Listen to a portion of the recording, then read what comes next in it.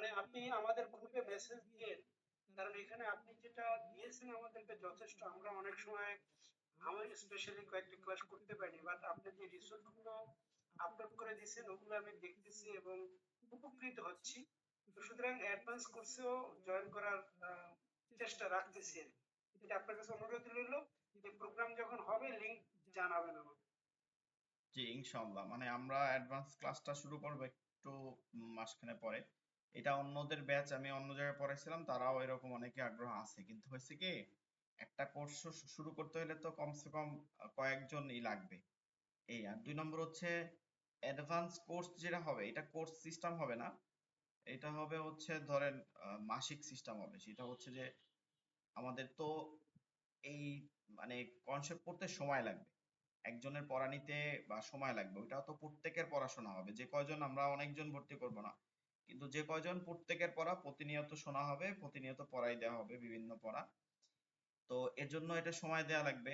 আবার 2 নম্বর হচ্ছে এই ওইটা কোনো লিমিটেড ক্লাস করা যাবে না, যে আমরা একটা 35 দিন বা 30 দিন একটা ক্লাস করলাম আর কনসেপ্ট এরকম না। ওইটা আমাদের থাকবে যে আমরা 2 পারা বা 3 পারা পড়বো, যতটুকু পড়লে পরিপূর্ণ কনসেপ্ট পড়তে পারি। আমরাও সাধারণত যারা হাফিজি পড়ে তারাও পরিপূর্ণ কনসেপ্ট খতম দেয় না, বেশিরভাগ জায়গায় ভালো মাদ্রাসাগুলোতে এগুলো দেওয়া না, ছাত্রদের দেওয়া লাগে না। 8-10 পারা পড়লেই পরিপূর্ণ কনসেপ্ট পড়তে পারে, এই যোগ্যতা অর্জন হয়ে যায়। তো বিষয়টা হচ্ছে যে এরকম হ্যাঁ, 8-10 পারা লাগে না। একজন নর্মাল মানুষের জন্য 2 থেকে 3 পারা, বড় একজন মানুষের জন্য 2 পারা 3 পারা পড়লেই যথেষ্ট।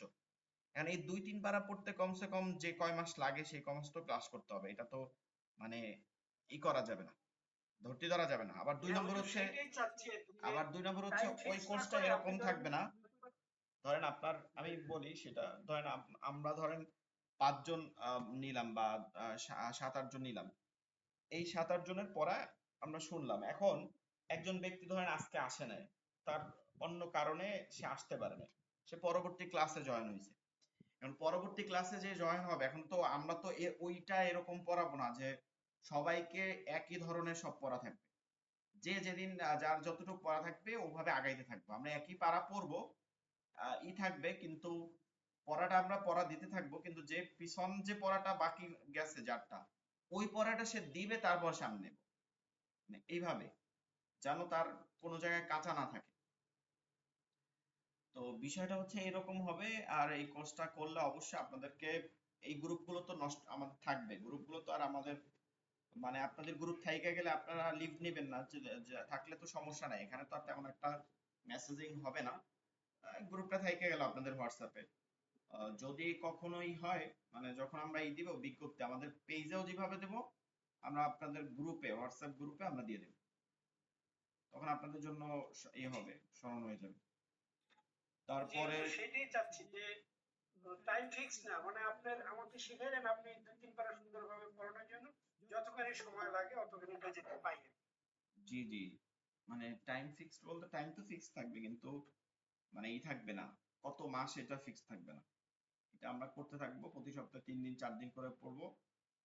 এইটা যে কয়দিন লাগে 3 পারা পড়তে, বিশেষ করে পারাগুলোর মধ্যে 29 নম্বর পারা আর 30 নম্বর পারা, এই 2টা পারা পরিপূর্ণ পড়া উচিত, আর হচ্ছে 1 নম্বর পারা, তাহলেই যথেষ্ট। তারপরে হচ্ছে আমরা ওই যে সূরা ইয়াসিন, সূরাতুর রহমান, যেগুলো পড়া খুবই গুরুত্বপূর্ণ, যেমন ফজরের পরে সূরা ইয়াসিন পড়লে ওই দিনের জিম্মাদার আল্লাহ তাআলা স্বয়ং হয়ে যান। তো এর জন্য সূরা ইয়াসিন তেলাওয়াত করা খুবই জরুরি। এটা আমরা সকালবেলা যদি পড়তে কতটুকু সময় লাগে, আসলে একজন ব্যক্তি পড়তে বেশি না 5 মিনিট সময় লাগে, কিন্তু সূরা ইয়াসিন পড়তে এত না। আমরা পড়তে পারি না দেখে আমাদের কাছে অনেক কঠিন লাগে। তারপরে সূরাতুল ওয়াকিয়া এবং মুলক এশার নামাজের পরে তেলাওয়াত করা সুন্নাত। ঠিক আছে, তো এইটা তেলাওয়াত করা। এরপরে সূরাতুর রহমান আছে, রহমান তো অনেক সহজ, এই তেলাওয়াত করা। তারপর সূরাতুল কাহফে প্রতি জুমা বা জুমার দিন আহ, আপনার হচ্ছে আসর নামাজ পর্যন্ত এটা, এই যে সূরা কাহাফ পড়বে তার জন্য দাজ্জালের এই বিশেষ করে প্রথম 10 আয়াত। এরপরে আমরা কিছু আয়াত মুখস্থও করাবো এখানে, যেমন ধরেন এই যে ছোট ছোট সূরাগুলো তো পড়াইছি, মুখস্থ আকারে দেখাইছি। আমরা আবার ওই যে সূরা কাহাফের প্রথম 10 আয়াত যদি কেউ চেষ্টা করে যে আমি মুখস্থ করে শোনাবো, তাহলে ওইরকম প্রথম 10 আয়াত আমরা মুখস্থ করাইলাম, যে 10 আয়াত পড়লে আল্লাহ রাসূল সাল্লাল্লাহু আলাইহি সাল্লামের সহিহ হাদিস আছে যে ব্যক্তি এই সূরা কাহফের প্রথম 10 আয়াত মুখস্থ রাখবে, ওই ব্যক্তির সামনে দাজ্জালের ফিতনা আসলেও দাজ্জালের ফিতনা থেকেও তিনি রক্ষা পাবেন। তো এরকম যে বরকতময় যেগুলো আছে এই সূরাগুলো আমরা পড়াবো এবং ওই 2-3 পারা তেলাওয়াত করবো ইনশাআল্লাহ। 2-3 পারা তেলাওয়াত করলে 3 পারা, এই 3টা পারা তেলাওয়াত করলেই বুঝতে পারবে যে আসলে আমি পরিপূর্ণ কোরআন শরীফ পড়তে পারি। তো ওইখানে দেখা যায় যে একদিন একজন ব্যক্তি প্রথম দিকে আধা পৃষ্ঠা বা 1 পৃষ্ঠা করে, এবার ধীরে ধীরে বাড়ানো 2 পৃষ্ঠা 3 পৃষ্ঠা করে পড়া নেওয়া। তা নিতেও তো সময় লাগবে। তো এরকম আমাদের কোর্স শুরু হবে, আপনারা যখন হবে আমরা জানাই দেব, একটু দেরি লাগবে, জানাই দেব, তখন আপনারা হইতে পারেন। এই আর 2 নম্বর হচ্ছে যে আপনারা যদি চান নেক্সট কোর্স আবার আমাদের এই কোর্স আবার শুরু হবে এরকম পুনরায়, আপনাদের যদি তাজবিদ মনে হয় যে আপনারা আবার একটু পড়তে চান, এটাকে সুন্দর করে আবার যতটুকু বুঝছেন এটা পরিপূর্ণ বোঝা হয় নাই, বা আবার সময় দিলে দ্বিতীয়বার আবার ভালো হয়, তাহলে আপনারা পরবর্তী কোর্স আমাদের শুরু হইলে আবার ভর্তি হতে পারবেন। তো এরকম। আর আমাদের সামনে আপনাদের বাচ্চাদের জন্য কোর্স আসবে। বাচ্চাদের পড়ানোর সিস্টেমটা আসলে ভিন্ন, এর জন্য তাদের তাদের পড়াইতে হবে শুধু বাচ্চাদেরকেই। বাচ্চাদেরকে পড়ানোর ক্ষেত্রে বিশেষ করে তাদেরকে আবার জোর জবরদস্তি একটা বিষয় আছে, বড়দের যেমন জোর জবরদস্তি, তাদের জোর জবরদস্তি একটা বিষয় আছে যে আজকে যে পড়াটা দিলাম কালকে তুমি এই পড়াটা দিবা, তো এই পড়াটা নেয়াই লাগবে, কারণ তারা তো পড়বে না না হলে। তো এর জন্য গার্জিয়ান, বিশেষ করে গার্জিয়ানের সাথে যোগাযোগ থাকবে। গার্জিয়ান এটা জানবে যে আজকের এই পড়াটা আছে, ভিডিও রেকর্ডিং দেখবে, আগামী কালকে এই পড়াটা, পড়াটা না দিলে গার্জিয়ানকে এই করবে, এরকম একটা ই থাকবে। তো দেখা যায় যে অনেক অনেক অনেক দূরে থাকেন, অনেক অবস্থান থাকে না যে কনসেপ্টটা শুদ্ধভাবে আমরা পড়বো, এরকম অবস্থান থাকে না, মানে নাই, আমরা কিন্তু আসলে অনেকে বুঝি না। ঠিক আছে, অনেকে আমরা দেখা যায় যে অনেক সময় বলি যে সবাই তো কনসেপ্ট পড়ে, ঠিক আছে, এরকম কথা বলি, আমরা শুনি তো অনেক সময় দেখা যায় যে বলে যে এরকম তো কনসেপ্ট পড়ে, কিন্তু আসলে কনসেপ্টটা শুদ্ধ একটা বিষয়, আর একটা হচ্ছে কনসেপ্ট পড়া একটা বিষয়। এখন যিনি বোঝে তিনি শুদ্ধ বোঝেন বা শুদ্ধ সম্পর্কে জানে, সে জানবে যে আসলে কনসেপ্ট শুদ্ধ পড়া বা তাজবিদ অনুযায়ী পড়া কতটা গুরুত্বপূর্ণ। কিন্তু যদি কেউ না বুঝে সে তো বুঝবে যে কনসেপ্ট পড়লেই তো হয়েছে। এখন স্বাভাবিক, আমি যদি বাংলা একটা অক্ষরকে, হ্যাঁ, বাংলা, আমরা বাংলা একটা অক্ষরকে যদি চেঞ্জ করি, এমন এমন শব্দ আছে যার একটা অক্ষর, ঠিক আছে, যদি আহ, মানে বাংলা ভাষায় অনেক খারাপ শব্দ, যেটা দেখা গেছে হিন্দিতে একটা শব্দ ব্যবহার হয় নর্মাল ভাষায়, সেটা বাংলা ভাষায় ব্যবহার করলে এটাকে অনেক খারাপ হিসাবে ব্যবহার করে, আমরা মুখেও নেই না, স্বাভাবিক এরকম হয়। আপনারা যেহেতু ইন্ডিয়া আছেন বোঝেন, হিন্দি হিন্দি যেহেতু জানেন, এরকম আছে। দেখা যায় যে এরকম যদি হয় যে কয়ের জায়গায় ব হয়ে গেল, এই অর্থটা কত পরিমাণে চেঞ্জ হয় আপনিই বুঝতে পারবেন। ঠিক আছে, আপনিই বুঝতে পারবেন। যেমন কাল, কাল মানে হচ্ছে আগামী, আগামী দিন, আগামীকাল, এখানে যদি কয়ের জায়গায় ব হয়, এটা বললাম না, তারপরও হইলে তো কি হয়, উচ্চারণটা কি হয় আপনি তো বুঝতে পারতেছেন, বাংলা এটা কত বড় খারাপ উচ্চারণ হচ্ছে। তা আপনি এটা কেন বুঝতে পারেন না যে আরবিতে সিন কে সদ পড়লে, সদ কে সিন পড়লে, হা কে হা পড়লে, আবার হা কে হা পড়লে, তারপরে হচ্ছে যে কোনো হামজার উচ্চারণটাকে আইন পড়লে, আইনের উচ্চারণ হামজা পড়লে এটার যে অর্থ পরিবর্তন হবে, এটা কেন বুঝতে পারতেছেন না? অবশ্যই অর্থ পরিবর্তন হবে। এবং 2 নম্বর হচ্ছে কোরআন যেহেতু হচ্ছে আল্লাহ তাআলার কালাম, আল্লাহ তাআলার ভাষা, কিন্তু এটা আল্লাহ তাআলার বাণী, সরাসরি আল্লাহ তাআলার বাণী। লাউহে মাহফুজে ছিল, যেটা হচ্ছে একবারে প্রথম আসমানে নামাই নেওয়া হয়েছে, এরপরে ধীরে ধীরে 23 বছর যাবত নাজিল করা হয়েছে। কোরআনের মর্তবা এইটাই বোঝা যায়, কোরআনের গুরুত্ব যে এত পরিমাণে, এটা বোঝার একটা সহজ সহজ একটা বিষয় হচ্ছে যে আপনি বুঝে নেন যে সহজ একটা বিষয়, যত কিতাব আছে, যত ধরনের কিতাব আছে, 104 খানা তো কিতাব টোটাল, সহিফা হচ্ছে 100 খানা আর 4 খানা হচ্ছে বড় কিতাব। তো তার মধ্যে এই 103 খানা কিতাবই একসাথে নাজিল হয়েছে। মানে মুসা আলাইহিসসালাম আসছে, তাকে 10 খানা কিতাব এই দিয়ে সহিফা দিয়ে দেওয়া হয়েছে। ইব্রাহিম আলাইহিসসালাম আসছে, তাকে 10 খানা সহিফা দিয়ে দেওয়া হয়েছে, 10 খানা 20 খানা। তারপরে হচ্ছে অন্যান্য নবীদের যাদেরকে সহিফা দেওয়া হয়েছে তাদেরকে সহিফা, আবার মুসা আলাইহিসসালামকে আবার কিতাব গ্রন্থ যেটা আছে গ্রন্থ আকারে তাওরাত, এরকম তাওরাত, জাবুর, এরপর ইনজিল, ঈসা আলাইহিসসালামকে ইনজিল প্রেরণ করা, এগুলো সব একসাথে দিছে। কিন্তু কোরআন দীর্ঘ 23 বছর, রাসূল সাল্লাল্লাহু আলাইহি সাল্লামের জীবন বয়স কত? মাত্র 63 বছর বয়স। আপনি হিসাব করে দেখেন, মাত্র 63 বছর বয়স। তার মধ্যে রাসূল সাল্লাল্লাহু আলাইহি সাল্লাম তো এই আকীদা তো আমরা পোষণ করতে হবে যে রাসূল সাল্লাল্লাহু আলাইহি সাল্লাম না, সকল নবী রাসূলই জন্মের আগ থেকে, সৃষ্টির আগ থেকে, যারা যখন সৃষ্টি করছে মানে মানুষকে বা এটা সৃষ্টি করছে, তখন থেকেই তারা নবী ছিল। তবে তাদেরকে প্রকাশ করা হয়, একটা সিস্টেম আছে। নবী আমাদের রাসূল সাল্লাল্লাহু আলাইহি সাল্লাম অবশ্যই নবী ছিল, জন্ম থেকে বা জন্মের আগ থেকেই নবী ছিল। কিন্তু এটা একটা সিস্টেম আছে, যেমন আমাদের দেশে আহ, যেমন আমরা সরকারি চাকরি নেই, একটা বয়স আছে, ঠিক এইভাবে তাকে একটা প্রকাশ করা হয়। ইমাম মাহাদি যেমন আসবে, সে জানবে 40 বছর পরে যে আমি হচ্ছি ইমাম মাহাদি। এইরকম ভাবে রাসূল সাল্লাল্লাহু আলাইহি সাল্লামকেও জানানো হয়েছে 40 বছর বয়সের পরে। তো এই যে 40 বছর দেখেন, ইকুয়াল করলে 40 বছর তো তার নবুয়ত জীবন ছিল না, সে নবী ছিল কিন্তু নবুয়ত জীবন ছিল না, দাওয়াত ছিল না। এরপরে জীবন কত, মাত্র 23 বছর। আর এই 23 বছরে কিন্তু কোরআন নাজিল হয়েছে। তার মানে হচ্ছে কোরআন এত দীর্ঘ সময় বসে নাজিল হয়েছে, পরিপূর্ণভাবে কোরআন নাজিল হইতে। এটাই বোঝা যায় যে কোরআনের গুরুত্ব কত পরিমাণে। আর কোরআনকে আমরা যেভাবে শুদ্ধ পড়ার চেষ্টা করব, 2 নম্বর হচ্ছে কোরআনকে আমরা অর্থ পড়ার চেষ্টা করব। আমরা মানে অন্যান্য ধর্মাবলম্বীদের মতন হব না। আমাদের চাই অন্যান্য ধর্ম, মানে যারা, এটা আপনারা জানেন না, অনেক ধরনের ষড়যন্ত্র হয় ইহুদিদের কাছ থেকে। আহ, তারা এক ধরনের গঠন করে যে যারা কোরআন অর্থ পড়তে পারে বা কোরআন বা ইসলামিক বিষয়গুলো পড়তে পারে বা আরবি পড়তে পারে, কোরআন পড়তে পারে, কোরআন পড়া থেকে তাদেরকে দূরে রাখতে চায়। কারণ হচ্ছে যখন কোরআন পড়া থেকে দূরে রাখতে পারবে তখন যা বুঝাবে তাই বুঝতে পারবে। এর জন্য আপনারা দেখবেন, আপনারা যে দেশে আছেন, হ্যাঁ, আমি দেখতেছিলাম একজন মানে জ্ঞানী লোক আপনাদের, যেহেতু আপনারা একটা দেশে আছেন, আমাদের ভিডিও হচ্ছে, তার নাম বলবো না, এরকম একজন ফেমাস, মানে সে খুব, এখন তো আসলে মুসলিমরা ওয়াজ করে, ঠিক আছে, মুসলিম ওয়াজ করে, যারা আপনি মিজানুর রহমান আল আজহারীকে চিনেন বা দেলোয়ার হোসেন সাইদী সাহেবকে চিনেন। আসলে ইসলাম, কোরআন এবং হাদিস দ্বারা ঘন্টার পর ঘন্টা আলোচনা করলেও শুনতে মন চায়। এখন আপনি যদি এটাকে নকল করে অন্য ধর্মাবলম্বীরা চেষ্টা করে, আসলে এটা সম্ভব না, কারণ এই ধর্ম হচ্ছে সত্য ধর্ম। তো যাই হোক, এরকম কিছু মানে যাদেরকে পুরোহিত বলা হয় বা এরকম একজন আছে, ইয়ং মানুষ, আপনারা বুঝতে পারছেন, মানে ফেসবুকে তার ভিডিও দেখি। তো তার যে গবেষণা, সে তো সায়েন্সের থেকে অনেক উপরে গবেষণা করে।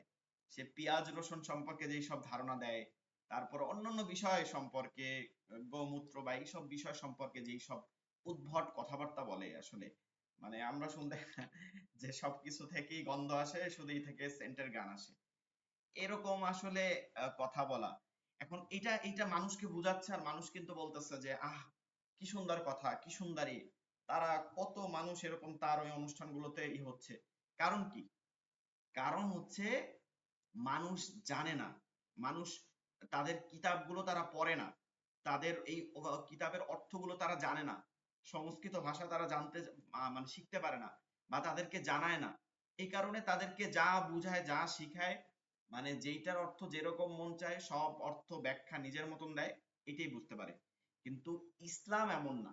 ইসলাম এমন না যে কয়জন হুজুর থাকবে, আমরাই থাকবো, আমরা আপনাদেরকে বুঝাবো, আমরা যা বুঝাবো তাই বুঝতে হবে, এইটার নাম ইসলাম না। ইসলাম হচ্ছে প্রত্যেক ব্যক্তি। আপনি যদি সাহাবাদের যুগ দেখেন, সাহাবাদের কোন ব্যক্তি ব্যবসা করেন নাই, আর কোন ব্যক্তি ধনী ছিল না, কোন ব্যক্তি ছিল না। এই যে ওসমান রাদিয়াল্লাহু তাআলার কথা শুনছেন, যে তার সম্পদের জন্য শুধু উট, মানে চাবি বহন করতো, 40টা উট, শুধু চাবি, মানে এত পরিমাণে তার সম্পদ ছিল।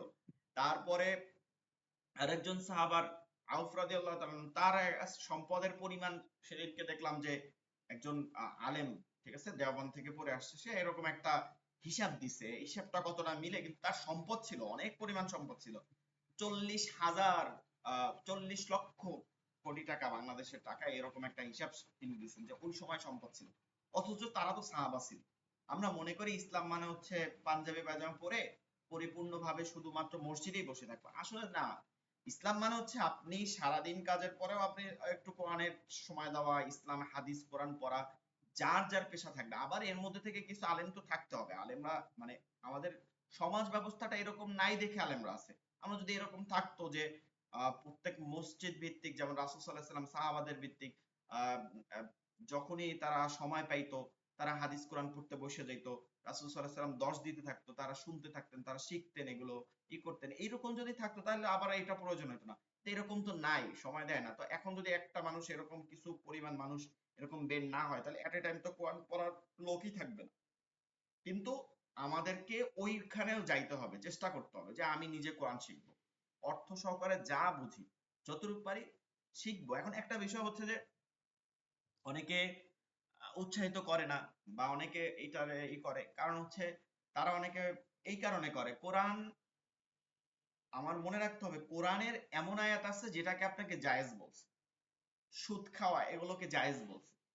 আবার কোরআনের ওই অন্যত্র আয়াত আছে যে এটা বলছে যে এটা হারাম। এইটা হচ্ছে কোরআন তো দীর্ঘ 23 বছর।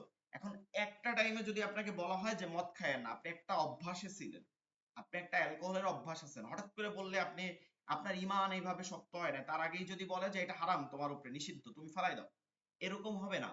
তো এটাকে ধীরে ধীরে 3টা ধাপে নিয়ে আসছে, প্রথম ধাপ, দ্বিতীয় ধাপ, তৃতীয় ধাপ যে বলছে মদিনার মদিনার পরে অলিগলিতে, মানে মদের এটা এইভাবে বলা হয় যে অলিগলিতে বন্যার মতন পানির মতন ওই দিন স্রোত বহন করছে। আর যারা আপনারা যেহেতু ইন্ডিয়াতে আছেন আপনাদের সবাই অনেকে মানে পাওয়া যায় দোকান বাড়িতে, আপনারা জানেন যে অ্যালকোহল হচ্ছে যত পুরাতন থাকে, যত পুরাতন থাকে তত দামি হয়।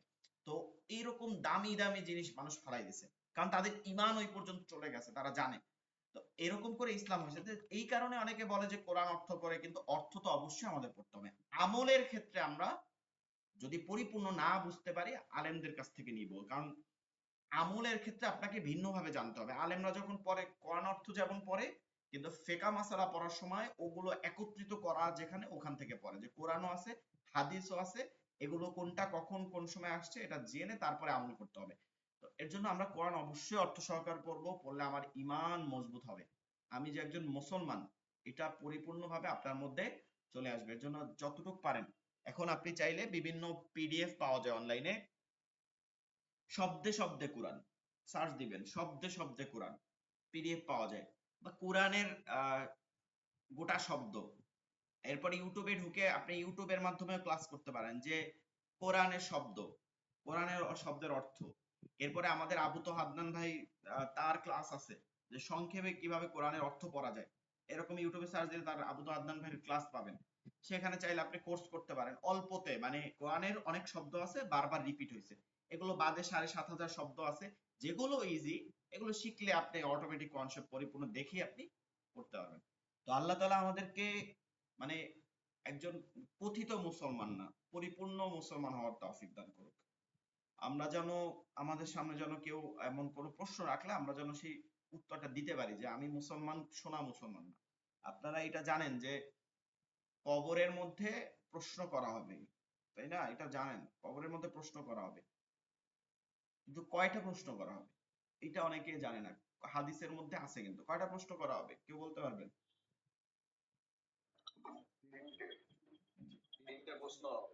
তিনটাই হবে। জি, আর আর কারো ইন টোটাল 4টা প্রশ্ন হবে, ঠিক আছে? এই কথাটা শুনলে আপনার মনে হবে যে নতুন কথা বলতেছি, না নতুন কথা না, এগুলো হাদিসটা পরিপূর্ণ শেষ করতে হবে। 4টা হবে, মান রব্বুকা ওমা দীনুকা, তারপর হচ্ছে যে এই আল্লাহ রাসূল সাল্লাল্লাহু আলাইহি সাল্লামকে জিজ্ঞাসা করবে যে এই ব্যক্তিকে চিনো তুমি। এই 3টার পর চতুর্থ প্রশ্ন হবে। এটা 3টা কেন বলা হয়? এই 3টার মধ্যে যে একটা পারবে না সে তো জাহান্নামী হয়ে যাবে, চতুর্থ প্রশ্ন তার প্রশ্নে আসবে না। কিন্তু তৃতীয় প্রশ্নের পর চতুর্থ প্রশ্ন আসবে, যে ব্যক্তি 3টা পারবে তাকে জিজ্ঞাসা করা হবে তুমি এগুলো পাইলা কোথায়। তো এই চতুর্থ প্রশ্নের অ্যান্সারও হইতে হবে, যে যদি বলা হয় যে না আমি শুনছি, শুনে শুনে হইছি, তাহলে ওইটা হবে না। বলতে হবে যে আমি যার উত্তর হবে যে আমি হাদিস ও কোরআন থেকে শিখছি, আমার সামনে হাদিস কোরআন উপস্থাপন করা হয়েছে, সেখান থেকে আমি জানতে পারছি। তো দেখবেন যে এইটা আমাকে হাদিস কোরআন শিখতে হবে। 4টা প্রশ্ন থাকবে, প্রথম 3টার পরে আমার হবে, 3টার মধ্যে না হইলে চতুর্থ প্রশ্ন পর্যন্ত আসবে না। কিন্তু চতুর্থ প্রশ্ন হবে যে জানলা কিভাবে, তোমার কাছে কিভাবে আসলো এটা। তো এই হচ্ছে বিষয়। আমরা অবশ্যই ইসলামকে নিজের মানে উপলব্ধি করে জানার চেষ্টা করব, কোরআনের অর্থ পড়ার চেষ্টা করব, এরপরে হাদিস পড়ার চেষ্টা করব। হাদিসের যদি বলেন যে কিতাব হুজুর কি পড়তে পারি, আমরা অনেক আরবি পড়তে পারবেন না, চাইলে বাংলা হাদিসের কিতাবগুলো পাওয়া যায়, বুখারী মুসলিম এগুলো পাওয়া যায়, আপনি এগুলো কিনতে পারেন। আরবি বাংলা পাওয়া যায়, এগুলো কিনতে পারেন। তারপরে যদি বলেন যে কি কোনটা আগে পড়বো, তাহলে রিয়াদুস সলিহিন, ঠিক আছে, রিয়াদুস সলিহিন এটা আগে পড়বেন, রিয়াদুস সলিহিন। এরপরে যদি হয় তাহলে মিশকাত পড়বেন, ঠিক আছে? দ্বিতীয় নম্বর হচ্ছে মিশকাত। আমরা আলেম যারা হই তারাও কিন্তু প্রথম ধাপের পড়াই হচ্ছে মিশকাত। এরপরে বুখারী মুসলিম এগুলো পরের পড়া। এরপরে আপনি আস্তে আস্তে অন্য হাদিস পড়তে পারেন, কারণ মিশকাতের মধ্যে অনেক পরিমাণে হাদিস নিয়ে আসা হয়েছে যেগুলো ছেকে ছেকে এই। হুজুর একটু হাদিসের ব্যাপারে কথা বলতাম। জি জি বলেন। যেমন আপনার ওই, আমি মুরব্বীদের কাছে শুনছি যে 40টা হাদিস হ্যাঁ হ্যাঁ, এটা 40 হাদিসের। মুখস্থ রাখা উচিত বা ভালোভাবে জানা উচিত। হ্যাঁ হ্যাঁ, তো ফজিলতপূর্ণ। এই জন্য আমি যেটা আপনার খুঁজি আর কি, যেটা আমি পাচ্ছি না, সেটা হলো ধরেন আরবিতে হাদিসটা আছে, আমি হয়তো আরবিতে পড়লাম, সাথে সাথে বাংলা উচ্চারণটাও আমি জানলাম, জানার পরে ওইটার ব্যাখ্যা। কিন্তু এইভাবে আপনি কি না, আমাদের এই যে আপনি কোরআন শরীফ আমাদেরকে সাজেশন করছেন যে হেমদানিয়া মিটিং এর কোরআন শরীফ নেওয়া, তারপরে আপনার ওই যে আচ্ছা আপনাকে হাদিসের সাজেশন আমি করে দিতেছি, দেখেন আপনি এখনই দেখাইতেছি। জি আপনাকে জি একটা সহজ ব্যাপার দেখাই দেই। 40 কেন, আপনি চাইলে 60টা হাদিস মুখস্থ রাখতে পারবেন, এরকম হাদিস আমি আপনাকে দিয়ে দিতেছি। এই যে বইটা যেটা দেখতেছেন পিডিএফ, এটার মধ্যে আছে। এই যে বাচ্চাদেরকে নুরানিতে এর জন্য এই হাদিসগুলো মুখস্থ করে, এটা খুবই একটা বিষয়।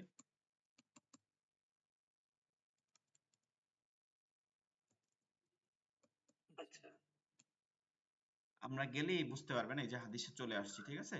আমি আপনার 2-3টা হাদিস পড়াই দিতেছি, আচ্ছা, আপনি হ্যাঁ বুঝতেছেন। হ্যাঁ যে হাদিস, হাদিস শরীফ, হাদিস কাকে বলে? ঠিক আছে? হাদিস তো 3টা, ফি'লি, কওলি, তাকরিরি, ঠিক আছে? মানে 3টা বিষয়ের উপরে হাদিস হয়।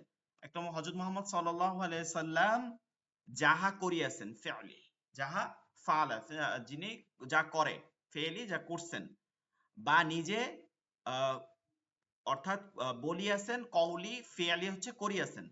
তিনি বলছেন যে এটা করো, এরপর হচ্ছে হচ্ছে করছেন।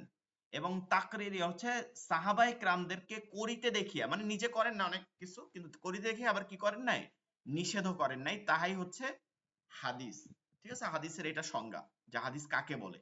3টা বিষয় থাকতে হবে, একটা হচ্ছে রাসূল সাল্লাল্লাহু আলাইহি ওয়াসাল্লাম স্বয়ং বলছেন, এরপর নিজে করছেন, আরেকটা হচ্ছে সাহাবাদেরকে, তার জীবনভর সাহাবাদেরকে করতে দেখছেন কিছু কিছু কাজ, যেটা কি করেন নাই, নিষেধ করেন নাই, সেইটাও হাদিস। তাহলে সাহাবাদের কাজেরও গুরুত্ব আছে। এবার দেখেন হাদিস 40টা আপনি মুখস্থ করবেন, খুব সহজ। এই দেখেন একটা হাদিস, প্রথম লাইন, 1 নাম্বার যেটা, আখলিস দীনাকা ইয়াকফিকাল আমালুল কলিল। ঠিক আছে? এইটার বর্ণনাকারী এগুলো আপনার পড়ার দরকার নাই, 40 হাদিসের মর্তবা খালি হাদিস মুখস্থ করলে হবে, শুধু মতনটা, ঠিক আছে? এইটা এতটুক পড়লেই হবে। আর এটা বর্ণনা করছেন হচ্ছে, এই যে এটা হচ্ছে হাকিম থেকে নেওয়া হয়েছে, যে আন হাকিম, তার গীব থেকে বর্ণনা করা হয়েছে, ঠিক আছে? আন হাকিম বর্ণনা করছেন। এই যে প্রত্যেকটা, যে মিশকাত, এরপরে হচ্ছে বর্ণনা করছেন আন ওসমান, ওসমান রাদিয়াল্লাহু তাআলা আনহু। তো এটা আপনার লাগবে না হাদিসটি, শুধু এতটুক, আখলিস দীনাকা ইয়াকফিকাল আমালুল কলিল। এখন সব তো আর আপনি বাংলায় পাবেন না, কিন্তু এতটুক এতটুক কিন্তু আপনি পড়তে পারবেন। এতটুক চাইলে আপনি বানান করে করে এতটুকু একটা একটা হাদিস প্রতিদিন পড়তে পারেন। আখলিস দীনাকা ইয়াকফিকাল আমালুল কলিল। তোমার ঈমানকে খাঁটি করো, ঠিক আছে? আখলিস মানে খলেস থেকে, আখলিস, খলেস মানে পরিশুদ্ধ করা, দীনাকা দিনকে, ঈমানকে, ধর্মকে, ইয়াকফিকাল আমালুল কলিল অল্প আমলই, ইয়াকফিক অল্প আমালুল কলিল অল্প আমল, ইয়াকফি যথেষ্ট হয়ে যাবে, ইয়াকফিকাল আমালুল কলিল অল্প আমলই নাজাতের জন্য যথেষ্ট হয়ে যাবে। এখানে জন্য যথেষ্ট। হ্যাঁ, যথেষ্ট হয়ে যাবে এই নাজাত। বইটা তো আপনি আমাদেরকে দিয়েছেন, যেটা জি ওই জি, যে একটু শেয়ার করে দিচ্ছেন, তাই হ্যাঁ না? হ্যাঁ, দেওয়া আছে। তো হাদিসের মধ্যে গেলে হাদিস শরীফ লেখা আছে। এই 2 নম্বর হাদিস আমি পড়ি, খয়রুকুম মান তাআল্লামাল কুরআনা ওয়া আল্লামা। খয়র অর্থ হচ্ছে উত্তম, খয়রুকুম তোমাদের মধ্যে উত্তম, মান তাআল্লামাল যে, আল তাআল্লামাল মানে হচ্ছে কোরআন শিক্ষা দেয়, ওয়া আল্লামা এবং নিজে শিক্ষা করে। যিনি কোরআন শিক্ষা করে, এবং তোমাদের মধ্যে সর্বোত্তম ওই ব্যক্তি যে কোরআন শিক্ষা করে এবং শিক্ষা দেয়। খয়রুকুম একটা হাদিস হয়ে গেল একদম, খয়রুকুম মান তাআল্লামাল কুরআনা ওয়া আল্লামা। এরপরে যে হাদিস দ্বারা হচ্ছে আপনার হইছে ইলম, দ্বীনি ইলম অর্জন করা ফরজ, মানে যতটুকু ইলম অর্জন করা একদম জরুরত। তলাবুল ইলম, তলাবুল ইলম ফারিদা আলা কুল্লি মুসলিম, তলাবুল ইলমি ফারিদাতুন আলা কুল্লি, তলাব অর্থ হচ্ছে অর্জন করা, খোঁজা, তো তলাবুল ইলমি ফারিদাতুন, এলেম তলব করা বা শিক্ষা করা ফরজ আলা কুল্লি মুসলিম, প্রত্যেক মুসলিম নরনারী, মানে নরনারী বলতে প্রত্যেক মুসলমানের উপরে। মুসলিম হচ্ছে কুল্লি মুসলিম, প্রত্যেক মুসলমান, সকল মুসলমান।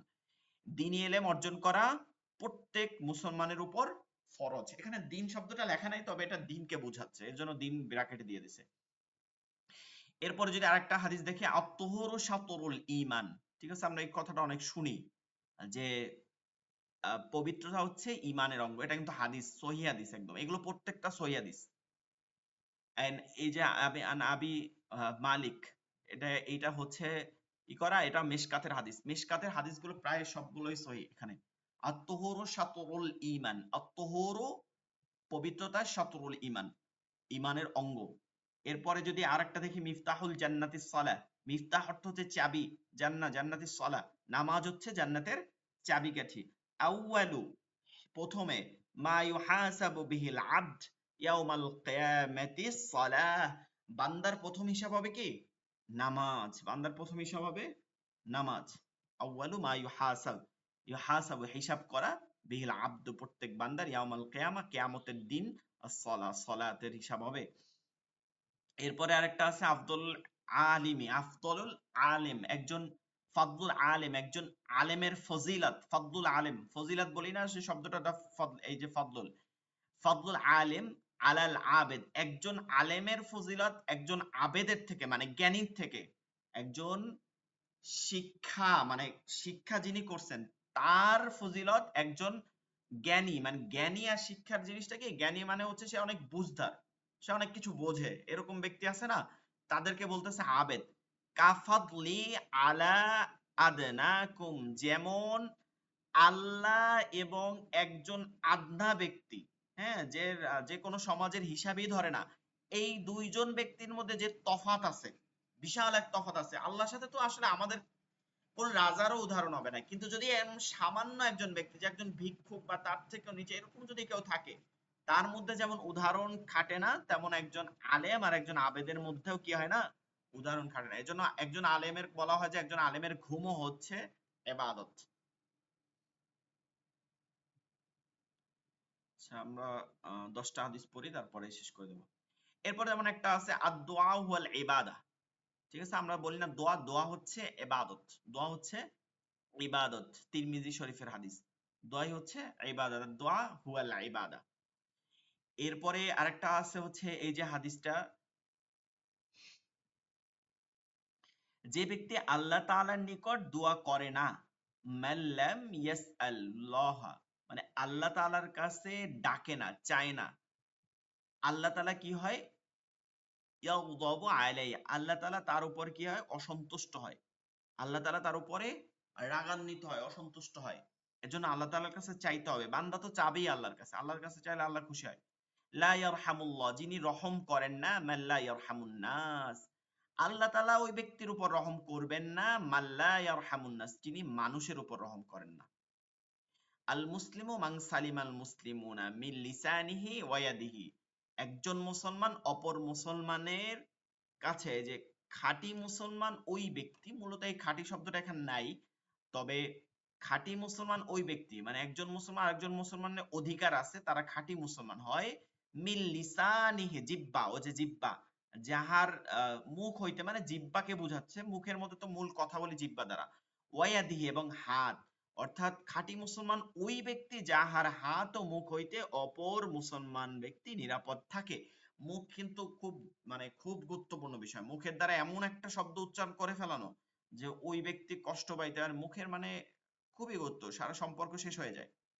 হব্বুদ দুনিয়া, ও যে বিয়ে শাদী, বিয়ে শাদী যদি আপনি কলম দিয়ে করেন, ঠিক আছে, কলম দিয়ে করলে হবে, তবে যদি কারো মুখ থাকে, তাহলে মুখ থেকে, মানে যদি সে শব্দ উচ্চারণ করতে পারে, তাকে মুখ থেকেই বলতে হবে বিয়ের কথা, ঠিক আছে, এটা কলম দ্বারা বললে হবে না। কবুল যে শব্দটা আছে, এটা মুখ থেকেই তাকে বলতে হবে। হুব্বুদ দুনিয়া রাসু আলা কুল্লি খাতিয়া, মানে দুনিয়া হচ্ছে কি, মোহাব্বত, সমস্ত গুনাহের মূল, দুনিয়ার মোহাব্বত, হুব্বুদ দুনিয়া রাসু কুল্লি খাতিয়া। এরকম আমরা ধীরে ধীরে আরো পড়তে পারি, যেমন ইন্নামাল আমালু বিন্নিয়াত, ইন্নামাল আমালু বিন্নিয়াত, এই যে হাদিসটা আছে যে শেষ আমলই হচ্ছে নির্ভরযোগ্য, অর্থাৎ যত আমল করেন ওটার মধ্যে মূল আমল থাকবে ইন্নামাল আমালু আহ, বিন আচ্ছা এটা হচ্ছে বিল খাওয়াতিম বলছে, আচ্ছা বিন নিয়াতে একটা হাদিস আছে, বিল খাওয়াতিম মানে সর্বশেষ আমল, মানে যার শেষ আমল ভালো তার সব আমল ভালো, এটা তাই বুঝাইতেছে। আরেকটা হাদিস আছে ইন্নামাল আমালু বিন নিয়াত, এটা এখানে আছে কিনা দেখবেন যে মানে এই যে এটা ইন্নামাল আমালু বিন্নিয়াতি, সমস্ত কাজই নিয়তের উপর নির্ভরশীল থাকে। ঠিক আছে, সমস্ত কাজই নিয়তের উপর নির্ভরশীল থাকে। এটা হচ্ছে বুখারী শরীফের প্রথম হাদিস। এটা হচ্ছে হযরত ওমর রাদিয়াল্লাহু তাআলা আনহু থেকে বর্ণনা করছেন। ওমর রাদিয়াল্লাহু তাআলা এই হাদিস বর্ণনা করছেন। বুখারী পড়তে হলে প্রথম হাদিস এটা, যে যত কাজ হবে সব নিয়তের উপর নির্ভরশীল। আমি যদি ভালো কাজ করি ওটা যদি নিয়ত ভালো থাকে তো কবুল হবে, নাইলে কবুল হবে না। আর আরেকটা হচ্ছে বাল্লিগু আন্নি ওয়ালাউ আয়া, এটা কিন্তু আল্লাহ রাসূল সাল্লাল্লাহু আলাইহি সাল্লাম বিদায় হজের দিনেও এই হাদিসটা বলছিল যে আমার পক্ষ হইতে একটি বাণীও যদি হয়, একটা বাণী, একটা কথাও হয়, একটা হাদিসের টুকরাও হয়, হইলেও তা তোমরা পৌঁছাইয়া দাও। এবং এই হাদিসের অন্য অংশে, মানে এটা তো একটা হাদিসের অংশ, এবং তিনি আরো একটা অংশে বলছিলেন যে মানে এইটা পরিপূর্ণ হাদিস, কিন্তু আরেকটা হাদিসের মধ্যে তিনি বলছেন যে আল উলামা ওয়ারাসাতুল আম্বিয়া, ওইটার মধ্যে বলছেন যে কেন তারা আম্বিয়া, এই কারণ হচ্ছে রাসূল সাল্লাল্লাহু আলাইহি ওয়াসাল্লাম বলছেন আমি তো চিরঞ্জীব না, আমি তো মারা যাব। অর্থাৎ তিনি বুঝাইতে চাইছে যে আমি তো থাকবো না, আমার ওয়ারিস তো তোমরা, মানে আলে যারা জ্ঞানী।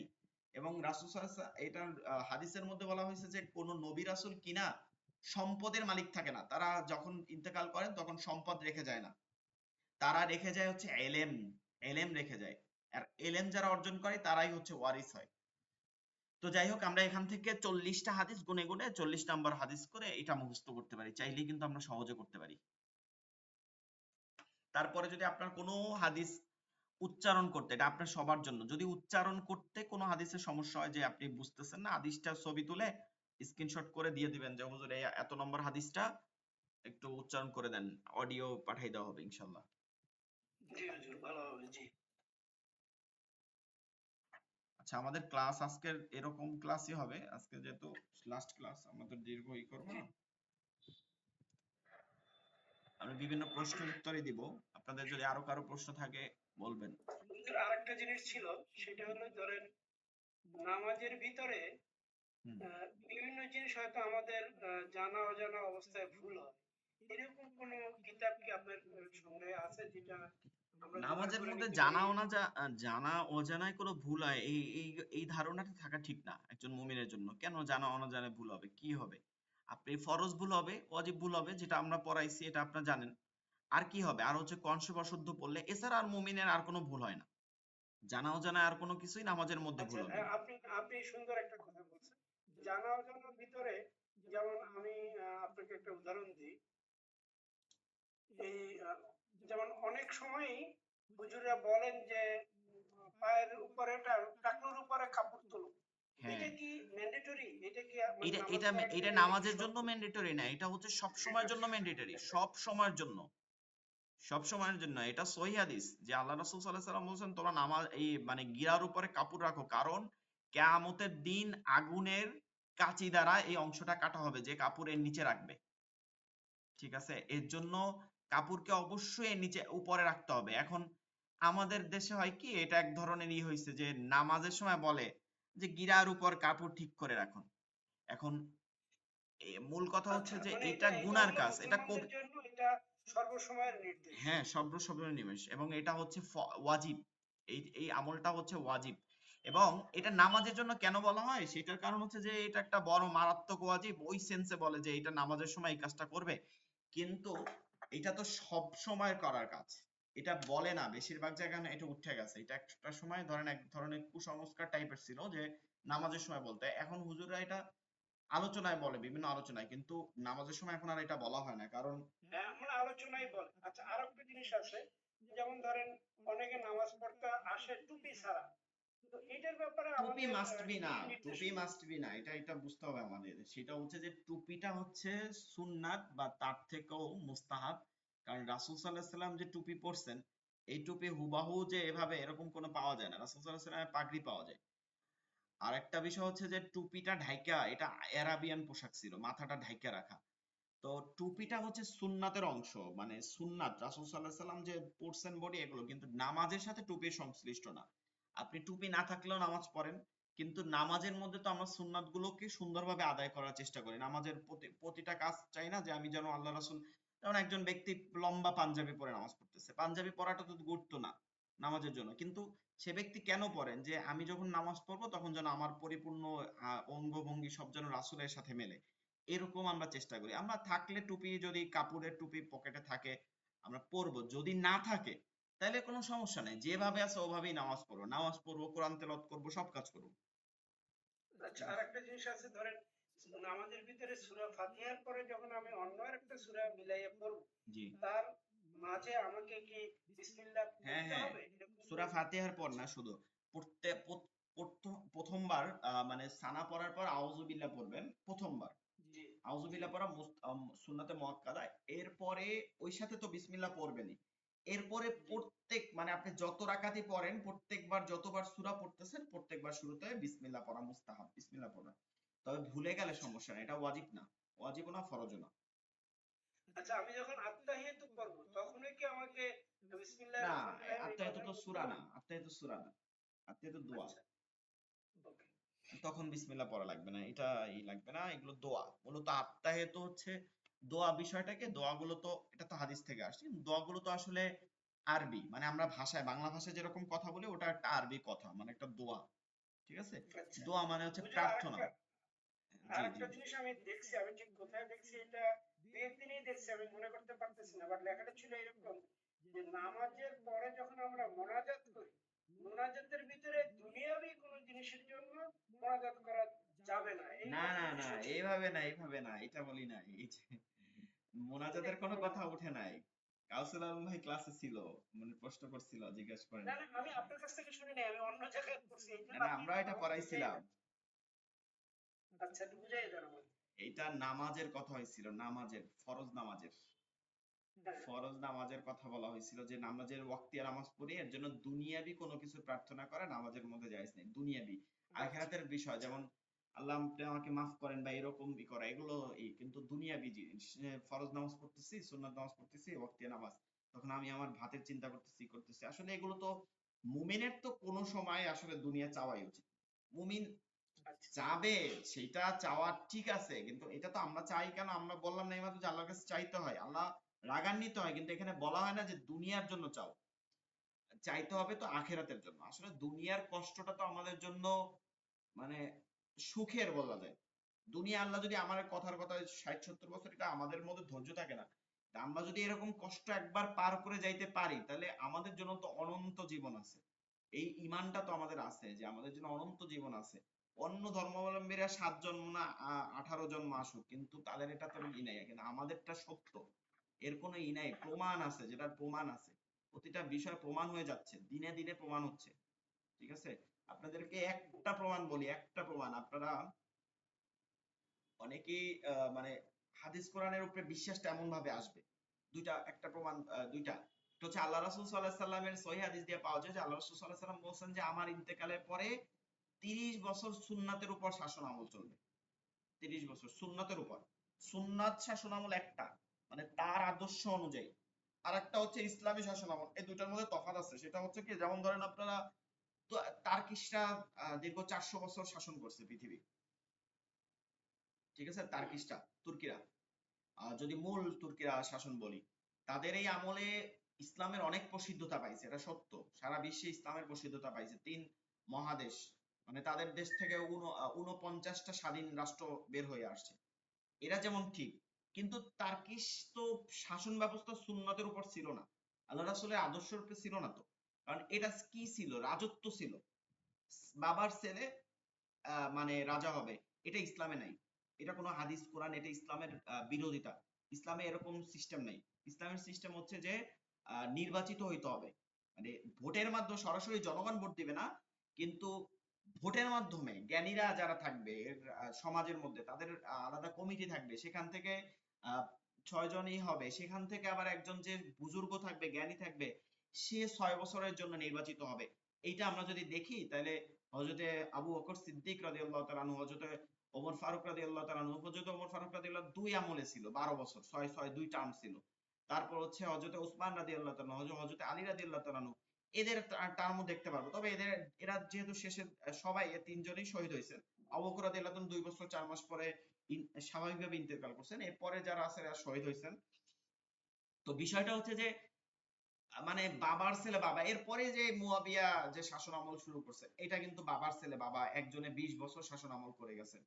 এরপর আব্বাসিয়া খেলাফত বা যাই বলি, এগুলো ইসলামী খেলাফত বলতে পারেন, কিন্তু আসলে হাদিস কোরআন অনুযায়ী খেলাফত না।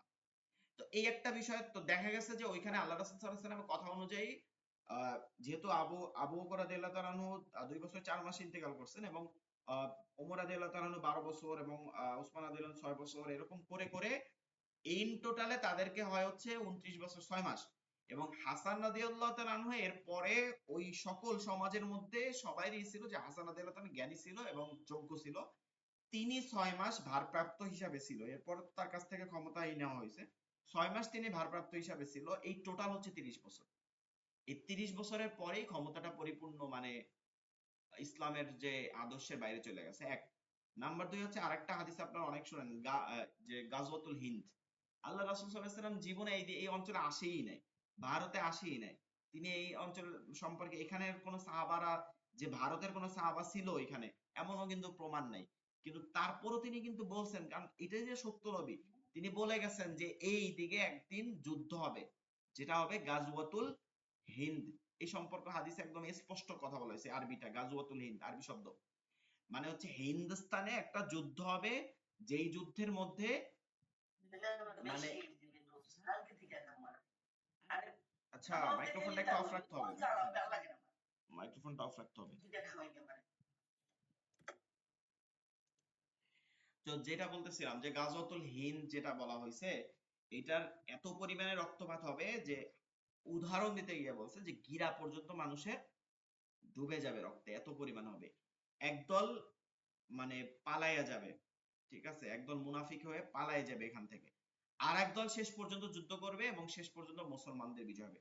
এই কথাটা কেন বলছি, এই কথাটার উদাহরণটা এই কারণে বলছি, আপনারা যদি দেখেন, আমরাই তো দেখছি, আমাদের ছোটবেলায় দেখছি, মানে হিন্দু মুসলিম ভাইদের মধ্যে এইরকম সংঘর্ষ, এইরকম বিদ্বেষপূর্ণ বিষয়টা ছিল না। আপনারা যদি দেখেন প্রতিনিয়ত ভারতে, বাংলাদেশে বা এই যে একটা বিদ্বেষ সৃষ্টি করা হইতেছে রাজনৈতিক ভাবে। স্বাভাবিক, আসামে জুমার নামাজটা ছিল, সেইটাকে উঠাই দেওয়ার কি কারণ ছিল 96 বছর পরে? কোনো কারণ না, এটা হচ্ছে জাস্ট একটা মানে একটা সহিংসতা করার একটা সিস্টেম। এইভাবে করে করে কিন্তু ভারত প্রতিটা মসজিদ দখল হয়ে যাইতেছে, ই করতেছে। এভাবে করে করে হিন্দু মুসলিম মানে একটা, সব থেকে আমি তো মনে করি যে খ্রিস্টান বা ইহুদি থেকে হিন্দু মুসলিমের মধ্যে সম্পর্ক ভালো ছিল। এই কোনো সংঘর্ষ ছিল না, যাদের মতন তারা ধর্ম পালন করত, মানে নিজেদের মধ্যে একটা সম্পর্ক ছিল, দাওয়াত দেওয়া, দাওয়াত খাওয়া, এইরকম একটা ব্যবস্থা ছিল। সেইখান থেকে এখন কিন্তু কেউ দেখতে পারে না, মনে হয় শত্রু। মানে সব নিজেদের লোক হওয়া সত্ত্বেও বলে যে যে এটা দখল হয়ে যাইতেছে, মুসলমান দখল করে ফেলতেছে। এর মানে হচ্ছে কি, এটা ওই দিকে যাইতেছে। দেখেন না, আপনি খেয়াল করে দেখেন, 20 বছর 30 বছর 40 বছর আগের একটা অবস্থান দেখেন, এখনো দেখেন, আরো 20 বছর পরে চিন্তা করে দেখেন যে কোন অবস্থানে যাবে।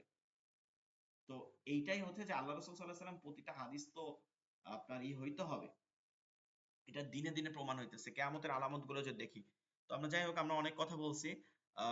আমাদেরকে একটা বিষয় মনে রাখতে হবে, আমরা বিনা কারণে মনে করি এই ইবাদতটা আমার হয় নাই বা এই ইবাদতটা পরিপূর্ণ হয় নাই, এটার মধ্যে মনে হয় আরো কিছু জানা লাগতো। জানতে তো হবে, হাদিস কোরআন জানবো, কিন্তু যেই বিষয়গুলো, যেমন নামাজ, এটা এত কঠিন বিষয় না, এটাকে আমরা ইজি নিব। নামাজটা কঠিন না। নামাজটা কখন কঠিন হয়? যখন আমি কোরআন শরীফ শুদ্ধ পড়তে পারি না, এক নাম্বার 2 হচ্ছে আমি মাসলা মাসালা জানি না, সুন্নত কোনটা, ওয়াজিব কোনটা, ফরজ কোনটা, এটা আমি জানি না। নাম্বার 3 হচ্ছে আমি পবিত্র হওয়ার সম্পর্কটা জানি না, পবিত্র আমি হইতে পারি না, আগে পবিত্র হই না। নাম্বার 4 হচ্ছে যে আমি নামাজের মধ্যে অমনোযোগী, এটা হচ্ছে সব থেকে গুরুত্বপূর্ণ। আমি তিনোটা জানি, যে নামাজে দাঁড়াইলেই শুরু হয় দোকানের হিসাব।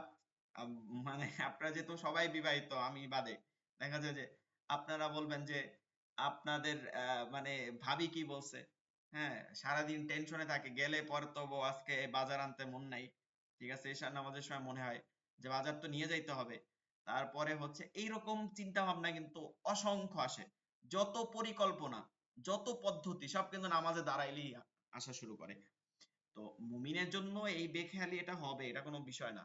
কিন্তু আমাদের সবসময় বেখেয়াল আসার সাথে সাথে আমার বারবার মনে করতে হবে, না আমি বেখেয়ালে যাব না, নামাজের মধ্যে বারবার যাব না, যেই দিক থেকে আসবে সাথে সাথে নামাজের মধ্যে মন দেব।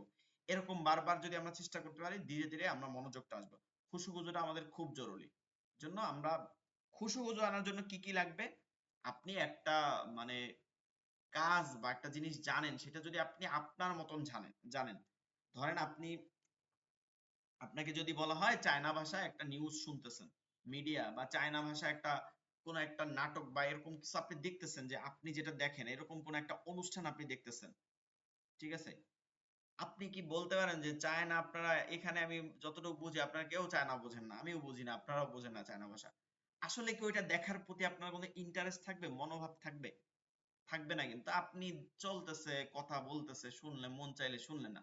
ওইটাই যদি বাংলা ভাষায় হয়, ওইটা যদি হিন্দি ভাষায় হয়, আপনি কিন্তু সুন্দর করে, যে ইংলিশ পারে সে ইংলিশটাও কিন্তু সুন্দর করে শুনবে। কারণ ওইটা সে বুঝতেছে, ওটার মধ্যে তার ধ্যান আছে, কি হচ্ছে, ভালো কোনটা, হাসির কোনটা, এটা কিন্তু সে বুঝতেছে। ঠিক আছে, আমাদের দেশে এখন সব থেকে প্রচলিত এক হুজুর বলছে যে মুরব্বি মুরব্বি, এই কথাটা এখন সবাই দেয়ালেও লেখে। কিন্তু এই কথাটা যদি চাইনিজ ভাষায় বলে, জাপানিজ ভাষা, অথবা আমাদের এইটা চাইনিজ ভাষা জাপানিজ ভাষাদের কাছে কি এটা মজার বিষয়? মজার বিষয় না, সে বুঝে না। আপনি যখন নামাজটার আরবি প্রতিটা শব্দের অর্থটা ভালো করে আগে পড়ে নামাজে দাঁড়াবেন, তখন আপনি যখন বলতেছেন বিসমিল্লাহির রহমানির রহিম, শুরু করে দিছি আমার মহান রবের নামে যিনি দয়ালু অতি পরম করুণাময়, আউযু বিল্লাহি মিনাশ শাইতানির রাজিম, হে আল্লাহ আপনি বিতাড়িত শয়তান থেকে আমাকে আশ্রয় দান করুন। এইভাবে আপনি যখন প্রতিটা কথা বলতেছেন আর অর্থ মনে আসতেছে, আপনি সূরা পড়তেছেন আলাম তারা কাইফা ফাআলা রাব্বুকা বিআসহাবিল ফিল, আপনি যখন আসহাবুল ফিল, ওই মানে হস্তিবর্ষ সম্পর্কে, ওই হস্তির কাহিনী, আব্রাহার ধ্বংস সম্পর্কে আপনারা জানতেছেন, আপনি দেখবেন নামাজের মধ্যে 50, 60, 70% বেশি ধ্যান আসতেছে। এর জন্য অর্থের কোনো বিপরীত নাই। আপনাদেরকে আমি অর্থ পড়াইছি, আপনারা আরো পড়বেন, নিজে নিজে মুখস্থ করে ফেলার চেষ্টা করবেন, যে যেগুলো দিয়ে আমরা নামাজ পড়ি। জি, এই হচ্ছে কথা। আমরা ক্লাসে পরবর্তী লাইন কেটে গেলে আবার ঢুকবো, একটু নামাজের দোয়াগুলো পড়বো শেষে গিয়ে। আচ্ছা, নামাজের ভিতরে এবং বাইরে 13 ফরজ পড়াইছিলাম, নামাজের ওয়াজিব পড়াইছিলাম, এবং আপনার নামাজ ভঙ্গের কারণও পড়াইছিলাম, সুন্নাত কারণ। এগুলো কি গাছুল আলম ভাই আপনাদের কোনো প্রশ্ন আছে এইসব সম্পর্কে?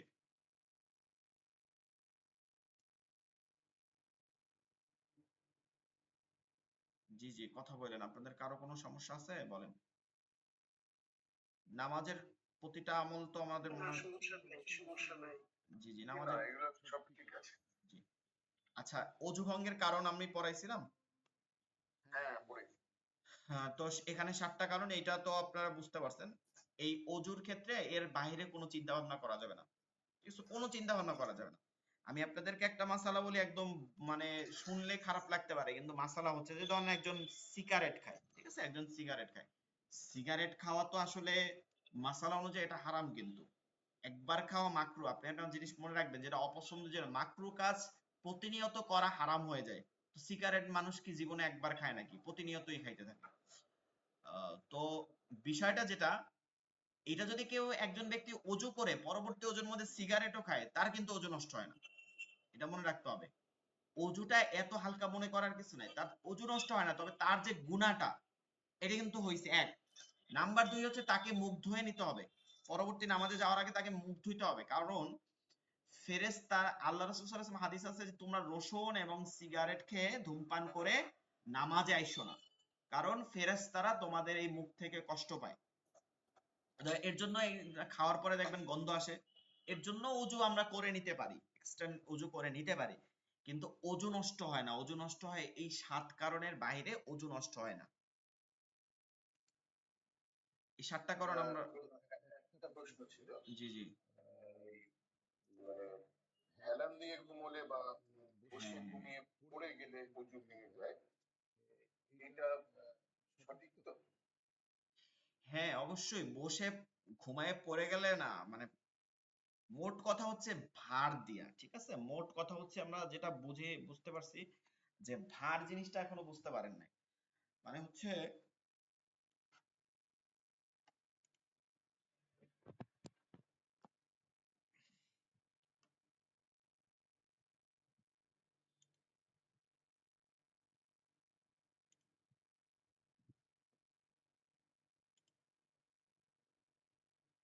আচ্ছা, মূল বিষয়টা হচ্ছে যে ভারের বিষয়টা বোঝানো হয়েছে, ঠিক আছে?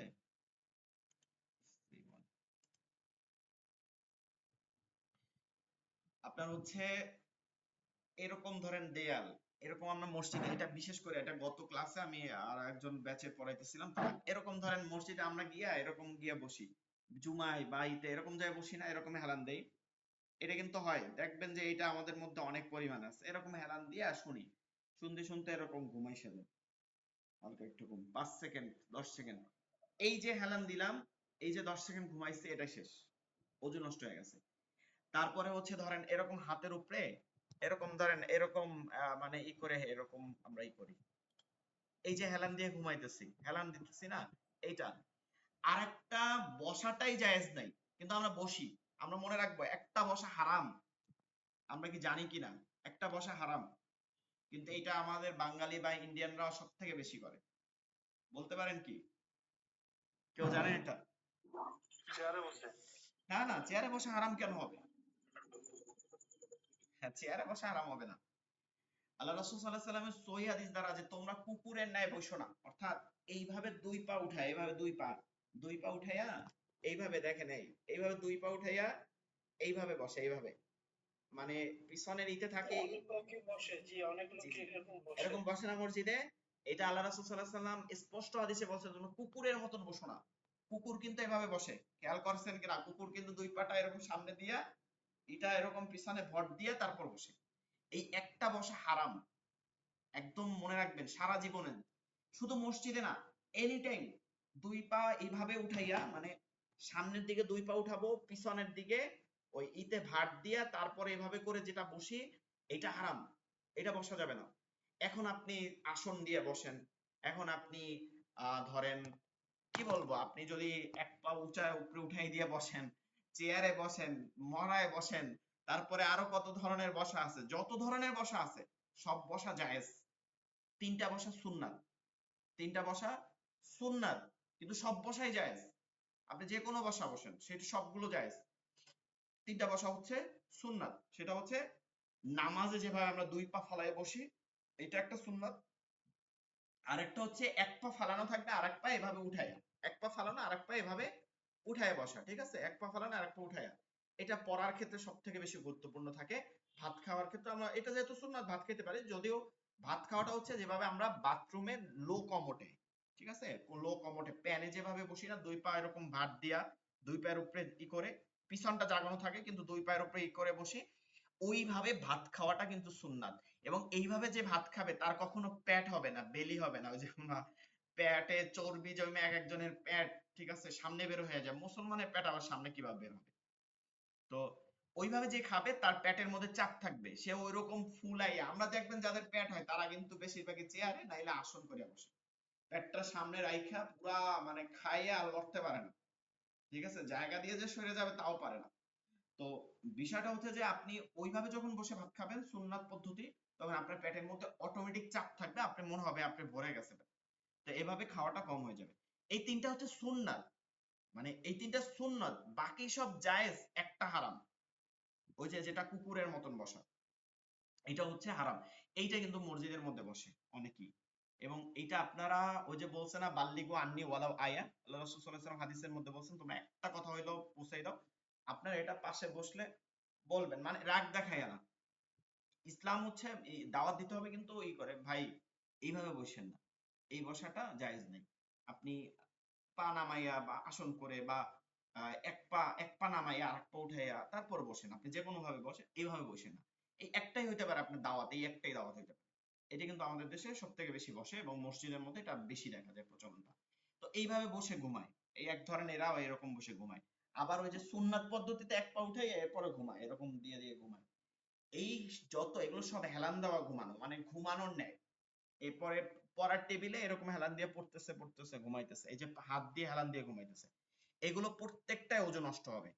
শুধুমাত্র ধরেন নামাজে দাঁড়াই আছে, ঠিক আছে, হাত বাইতে ধরেন নামাজে এরকম নামাজ পড়তেছে, ফজরের নামাজে কিন্তু ঘুম আসে, আপনাদের আসে কিনা বলতে পারি না, আমার কিন্তু আসে। আমরা কিন্তু ছোটবেলায় ঘুমাইছি, মাদ্রাসা অবস্থা পড়ে যাওয়া ধরছে, এরকম মানে ই হয়েছে, ঘুমে এরকমই হয়ে যায়, তন্দ্রা পড়ে, তন্দ্রা যেটা বলে। তারপরে হচ্ছে বিশেষ করে যখন আত্মাহিত পড়ি, আত্মাহিত পড়ার সময় কিন্তু অনেক সময় এরকম ঘুম চলে আসে, তখন কিন্তু হেলান দেয় না, তখন কি করে, তন্দ্রার মতন এরকম পড়ে। এই ঘুমটা হইলে অজু যায় না। আশা করি এই দুটা তফাৎ বুঝতে পারছেন, মানে ঘুমের। অবশ্যই হেলান দিলে ঘুমে অজু যাবে, এটা সকল ওলামা একরামের কিন্তু একই মত। জি, আসলে আমার প্রশ্নটার উদ্দেশ্য ছিল আমি ড্রাইভারের পাশের সিটে সামনে বসে যাতায়াত করি। জি জি জি। ওই একটু তো হেলান দেওয়া মতো থাকে, হুম। মাঝে মাঝে তন্দ্রা চলে আসে, ওইটাতে অজু যায় কিনা জানার জন্য। এটা তো পরিষ্কার হলো অজু জি হ্যাঁ, নষ্ট হয় আপনি যদি নিজেই বুঝতে পারবেন যে হেলানটা আসলে কিরকম দিতেছেন, আপনি যদি হেলান দেওয়া হয় বা নর্মালি হেলান ছাড়া হয় তাহলে এক কথা।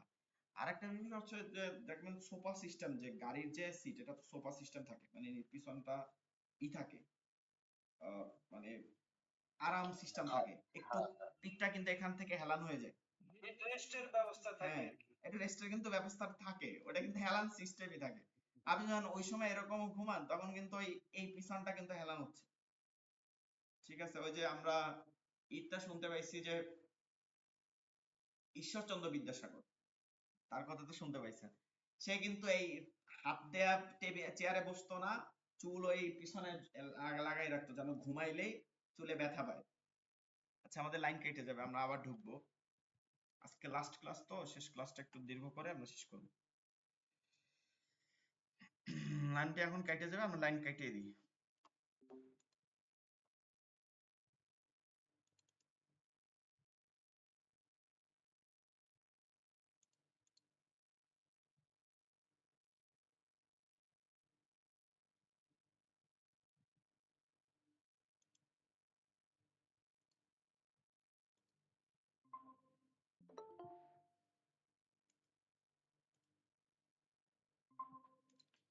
আচ্ছা আমাদের দ্বিতীয় লিঙ্কে ঢুকতে হবে, একটু একজন বলে দেন দ্বিতীয় লিঙ্ক। দেখা গেছে যে একজনই নাই বুঝতে পারে, কারণ এক লিঙ্ক 24 ঘন্টার মধ্যে আর কাজ করে না।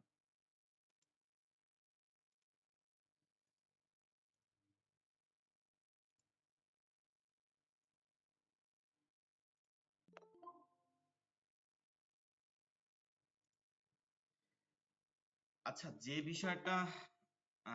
বিষয়টা আমরা বলতেছিলাম, যে হেলান দেওয়ার বিষয়টা, এটা তো ক্লিয়ার, এটা নিয়ে তো আর কোনো ই নেই, আর কোনো কথা আছে কারো? জি হুজুর, অজু নিয়ে নয়, আমি একটা কথা জিজ্ঞেস করছিলাম জি জি বলেন। যে আমরা ধরো সূরা মুলক, আমার 10টা আয়াত মুখস্থ হয়েছে, তো আমি যদি এটা 2 রাকাত নামাজে ইউজ করতে চাই, তা আমি এটাকে দুটো পার্টে ভাগ করে নিয়ে হ্যাঁ দুই হ্যাঁ রাকাত যথেষ্ট। আপনি 10 সূরা মুলকে 10 আয়াত মানে হচ্ছে আপনি 2 রাকাত কেন, আপনি তো চাইলে 4 রাকাতও করতে পারবেন, সমস্যা নেই। মানে মিনিমাম কোনো ব্যাপার নেই যে এত আয়াত হ্যাঁ পড়তে হবে বা মিনিমাম এরকম হচ্ছে কোনো? সূরা কাউসার পরিমাণে। আচ্ছা আচ্ছা। সূরাতুল কাউসার, এবার আপনি সূরাতুল কাউসার দেখবেন 3 আয়াত, এবং আয়াতগুলো ছোট ছোট, ইন্না আতাইনা কাল কাউসার, এতটুকু ছোট ছোট, 3টা আয়াত মিলালে আচ্ছা এক লাইন হয় আমাদের হিফজুল কোরআন শরীফে, এক লাইন, বা অন্যান্য কোরআন শরীফ বড় ছাপা হইলেও সর্বোচ্চ কত 1.5 লাইন হয়, তাই না? তো সূরা মুলকের 10 আয়াত মানে হচ্ছে এরকম প্রায় 10, মানে 10 আয়াত মানে হচ্ছে 10 লাইনের উপরে। এর জন্য বলছি যে 4 রাকাতেরও বেশি পড়তে পারবেন, আপনি 2 আয়াত করে যদি পড়েন তাতে আপনার মানে বেশি হয়ে যাবে। হ্যাঁ, তো এটা আপনি তো 2 রাকাত পড়বেন, আপনি চাইলে 1 রাকাতও পড়বেন, কনসিয়াস যত বেশি নামাজে পড়া তত সওয়াবের কাজ না, কিন্তু মানে কতটুক পরিমাণ লিমিট যেটা, ঠিক আছে, মিনিমাম যেটা লাগবে সেটা বলছি। আচ্ছা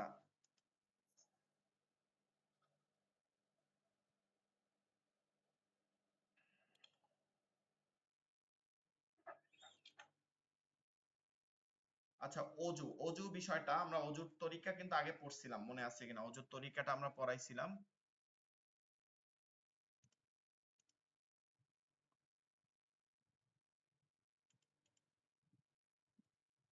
অজুর তরিকাটা আমরা নরমালি পড়াইছি কিন্তু দেখাই নাই, ঠিক আছে? আমরা একটু অজুর যদি পদ্ধতিটা আমরা দেখতে পাই, দেখি যে অজুর কি কি পদ্ধতি আমাদেরকে অনুসরণ করতে হবে।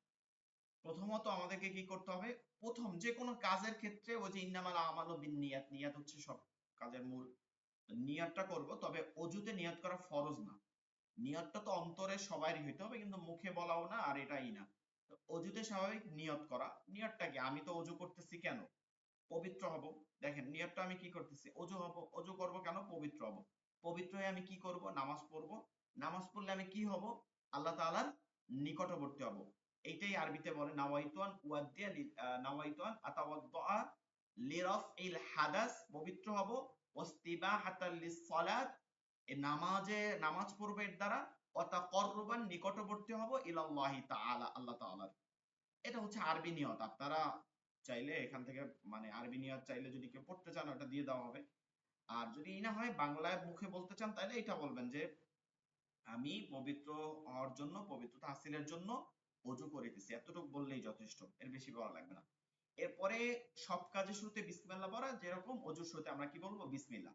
এরপরে দুই হাতের কবজি, কবজি হচ্ছে এটাকে বলে যে এই যে এটা, এই কবজি সহ তিনবার ধৌত করা, ঠিক আছে? তিনবার, এরকম তিনবার, একবার পানি নেওয়ার পরে তিনবার, এরকম তিনবার, একবার একবার তিনবার, একদম ভালো করে এরকম ধৌত করলাম। এরপরে মিসওয়াক, ঠিক আছে? মিসওয়াক একটা লাঠি, যেটা হচ্ছে 1 বিঘা পরিমাণ হইতে হবে প্রথমে বানানোর সময় কমসে কম।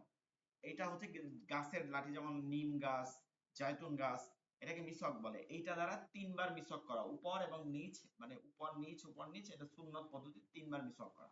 অর্থাৎ মিসওয়াক করা, দাঁতটা ই করা। এতে করে কি হবে, আপনার এই যে আপনি যেভাবে নামাজে গেলেন মুখ থেকে গন্ধ আসবে না, কোনো গন্ধেরই থাকবে না। আমরা কিন্তু জানি যে মাসালা আছে যে আপনার যদি নামাজের মধ্যে, নামাজ পড়তেছেন এর মধ্যে একটা বুটের যে ছোলা এই পরিমাণও যদি মুখ থেকে ভিতরে চলে যায়, ওই যে খাওয়া পান করা, কি নামাজের মধ্যে খাওয়া পান করা মনে আছে কিনা? আমি পড়াইছিলাম নামাজ ভঙ্গের অন্যতম একটা কারণ, নামাজ নষ্ট হয়ে যায়। একটা ছোলা, একটা ছোলা যে আপনি খাইছেন, মুখের মধ্যে এরকম একটা ছোলা আছে, বা একটা বাদাম আছে, একটা বুট আছে, ওইটা আপনি পরবর্তীতে মুখের মধ্যে থেকে গলার মধ্যে চলে গেছে, তাহলে কিন্তু নামাজ নষ্ট হয়ে যায়।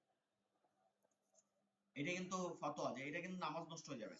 এখন এর জন্য আপনার সহি পদ্ধতিকে আপনি মিসওয়াক করেন, তাইলে তো আর আপনার কোনোভাবে থাকার কোনো সম্ভাবনাই নাই। মুখ থেকে গন্ধ হয়, পেঁয়াজ খাইছেন, বা মিসওয়াক করলে কিন্তু এগুলো আর গন্ধ আসার কোনো সম্ভাবনা থাকে না। আর মিসওয়াক করলে অনেক উপকার, 70টা উপকারের কথা বলা হয়েছে। সর্বশ্রেষ্ঠ উপকার হচ্ছে আহ আচ্ছা, মাইক্রোফোনটা একটু অফ রাখতে হবে, যদি কথা বলেন বলবেন, আর না হলে মাইক্রোফোন দিয়ে ওই যে ইর আওয়াজ আসে, মানে হর্নের আওয়াজ আসে অনেক পরিমাণে। তো বিষয়টা হচ্ছে যে সর্বোচ্চ যেটা, মানে একজন মুমিনের জন্য সর্বোচ্চ পাওয়া কি? তার মৃত্যুর সময় কালিমা নসিব হবে, আর যার কালিমা নসিব হবে হাদিসে আছে সেই ব্যক্তি হচ্ছে জান্নাতি। তো মুমিনের জন্য এটা যেমন পাওয়া, আর মিসওয়াক করলে এই ব্যক্তির কালিমা নসিব হবে। তো কত বড় একটা পাওনা, আল্লাহ একটা চিন্তা করে দেখেন, মিসওয়াক করতেছেন সামান্য একটা জিনিস, কিন্তু আপনার কালিমা নসিব হবে, ঈমান নিয়ে আপনি মরতে পারবেন। আর সর্বনিম্ন যেটা, সেটা হচ্ছে 1 রাকাত নামাজ বা একটা ইবাদতকে 70টা ইবাদতে পরিণত করে। 1 রাকাত নামাজে আপনি মিসওয়াক করে নামাজ পড়তেছেন, 1 রাকাতকে 70 রাকাতে পরিণত করা, সুবহানাল্লাহ। তো এইভাবে 70টাই পাওয়া যায়। এরপরে অন্যান্য বাহ্যিক কি আছে, চোখের জ্যোতি বাড়ে, তারপর হচ্ছে এখন কিছু সমস্যা অনেক থাকে যে জন্মগত বা এগুলো অন্য বিষয়, আসলে এগুলোর মধ্যে আমাদের অনেক ইয়াকিনের বিষয় আছেই থাকে। চোখের জ্যোতি বাড়ে, তারপর হচ্ছে মিসওয়াকের দাঁতের এটা বেশি হয়। তো মিসওয়াক করার আমরা চেষ্টা করব। যাদের মুখ থেকে গন্ধ আসে বিশেষ করে তারা তো অবশ্যই করব। এটা যেটা কোনো গাছ আপনারা অনেকেই জানেন, জাইতুন গাছ, তারপর হচ্ছে আমাদের দেশে সব থেকে ভালো হচ্ছে নিম গাছ, নিমঠাল দেয়া আইডিয়াল, তারপর নিমঠাল সব থেকে ভালো। এটা করলাম, তারপরে কি করব? তারপরে কুলি করব, এটা স্বাভাবিক। তো 3বার কুলি করলাম। এরপরে 3বার নাকে পানি, ডান হাতে পানি নিব, ডান হাতে পানি নিব, এবং বাম হাতের 2 আঙ্গুল, এই আঙ্গুল আর এই আঙ্গুল, এই দুইটা নাকের মধ্যে ঢুকাই দেব। পানিটা দিব নাকের মধ্যে, এই দুইটা আঙ্গুল দিয়ে পরিষ্কার করবো। পানি দিব নাকের মধ্যে, এই আঙ্গুলটা দিয়ে পরিষ্কার করবো, এই 2 আঙ্গুল, ঠিক আছে? এই 2 আঙ্গুল এরকম করে সুন্দর করে যতটুকু নেওয়া যায় এরকম নাকের মধ্যে 3বার করে পরিষ্কার করব। এরপর পানি নিয়ে মানে মুখমণ্ডল ধৌত করা 3বার নাকের পরে। পানি নিব, কোনো পানি আমরা ছিটাবো না, ওজুর মধ্যে পানি ছিটানো মাত্র, এটা কোনো পানি আমরা ছিটাবো না। মানে অনেকে এরকম ঠাস ঠাস করে পানি ছিটায়, দুই পাশে সবাই ভিজে যায়, এরকম না। পানিটা হাতে নিব, এরকম করে পুরো পানিটাকে এই যে চুলের গোড়ালি থেকে এই চুলের গোড়ালি, এই থুতনির নিচ, এই কানের লতি থেকে এই কানের লতি, এই পুরো জায়গাটা আমাকে ধুইতে হবে। এটা মধ্যে কোনো শুকনা থাকতে পারবে না।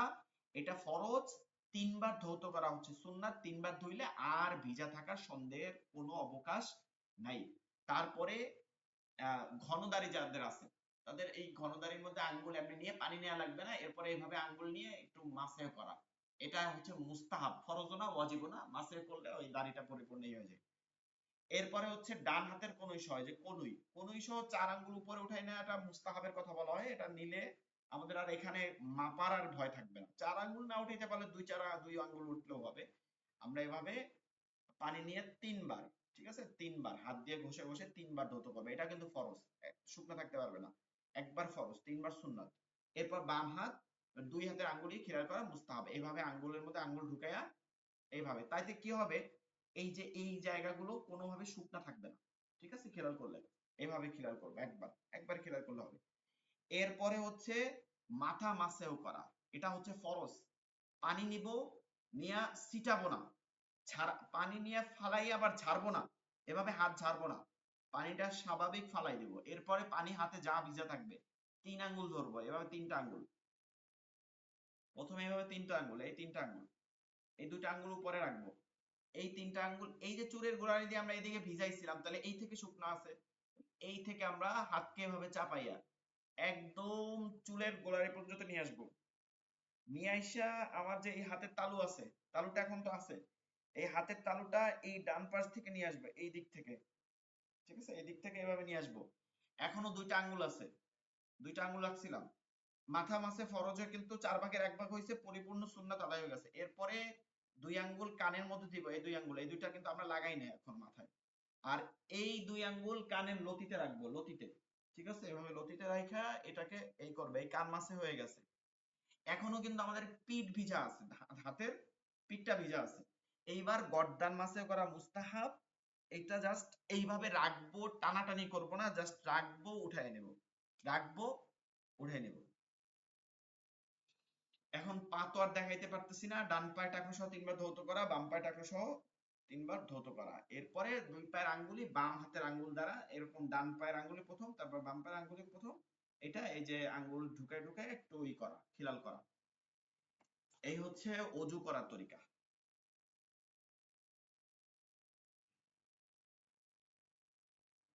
জি, অজু সম্পর্কে কোনো কথা আছে, বুঝতে পারেন নাই বা এমন কোনো সমস্যা আছে? অজু শেষেও দোয়া আছে, সুবহানাকাল্লাহুম্মা ওয়া বিহামদিকা আস্তাগফিরুকা ওয়া আতুবু ইলাইক, তারপর আল্লাহুম্মা জাআলনি মিনাত তাওয়াবিন ওয়া জাআলনি মিনাল মুতাতাহহিরিন ওয়া জাআলনি মিন ইবাদিকাস সলিহিন ওয়া জাআলনি মিনাল্লাযিনা লা খাউফুন আলাইহিম ওয়া লা হুম ইয়াহজানুন। এইভাবে অনেক দোয়া আছে। তো আমরা এত দোয়ায় যাব না, আসলে মূল কাজই তো আমরা পারি না। গোসল, ঠিক আছে, গোসল, গোসল অনেকগুলো আছে। গোসল কয়েকটা প্রকার আছে, একটা হচ্ছে ফরজ, একটা হচ্ছে সুন্নাত, একটা হচ্ছে মুস্তাহাব। ঠিক আছে, ফরজ, সুন্নাত, মুস্তাহাব। ফরজ গোসল এটা আল্লাহর রহমতে বুঝতে পারছেন কথা বলার সাথে সাথে, যে ফরজ গোসল, ফরজ গোসল ফরজ হইলে আপনার কোনো কাজই আপনি পবিত্র হইতে পারবেন না। অজু 100 বার করলেও পবিত্র হইতে পারবেন না, আপনাকে গোসলটাই করতে হবে। এর বিপরীতে কোনো কাজ করলে হবে না। তো এর জন্য আপনাকে ফরজ গোসল সম্পর্কে ভালো করে জানা। ফরজ গোসল একেবারে ইজি, মানে এত কঠিন না। 3টা কাজ করা হচ্ছে গোসলের মধ্যে ফরজ, যেমন অজুর মধ্যে 4 কাজ, গোসলের মধ্যে 3 কাজ। একটা হচ্ছে কুলি করা, এই কুলি করাটা হচ্ছে ফরজ। নাকে পানি দেওয়া, এটা হচ্ছে ফরজ, ওই যে নাকে পানি দেবো ডান দিয়া বাম দিয়ে একদম বুদ্ধ পর্যন্ত ক্লিন করব। এবার সমস্ত শরীর, পুরো শরীর, গোসল যেহেতু করতেছে এটা অজু না, পুরো শরীরের 1 পশম পরিমাণও শুকনো থাকতে পারবে না। মা বোনদের ক্ষেত্রে এখানে তারা ওই যে কি পরে, নাকের তা, নাকের নোলক, এসব যা পরে, তারপর কানের তা, এসব যে পরে, এগুলোকে নাড়াইয়া নাড়াইয়া গোসল করা, ঠিক আছে, যেন এগুলোর মধ্যে পানি যায়, এটা কিন্তু ই করা, পৌঁছাইতে হবে, এগুলো খেয়াল করা, ঠিক আছে। এরপর যাদের বড় চুল আছে তারা যেন ভালো করে চুলের মধ্যে যেন পানি পৌঁছায়, এইভাবে গোসল করতে হবে।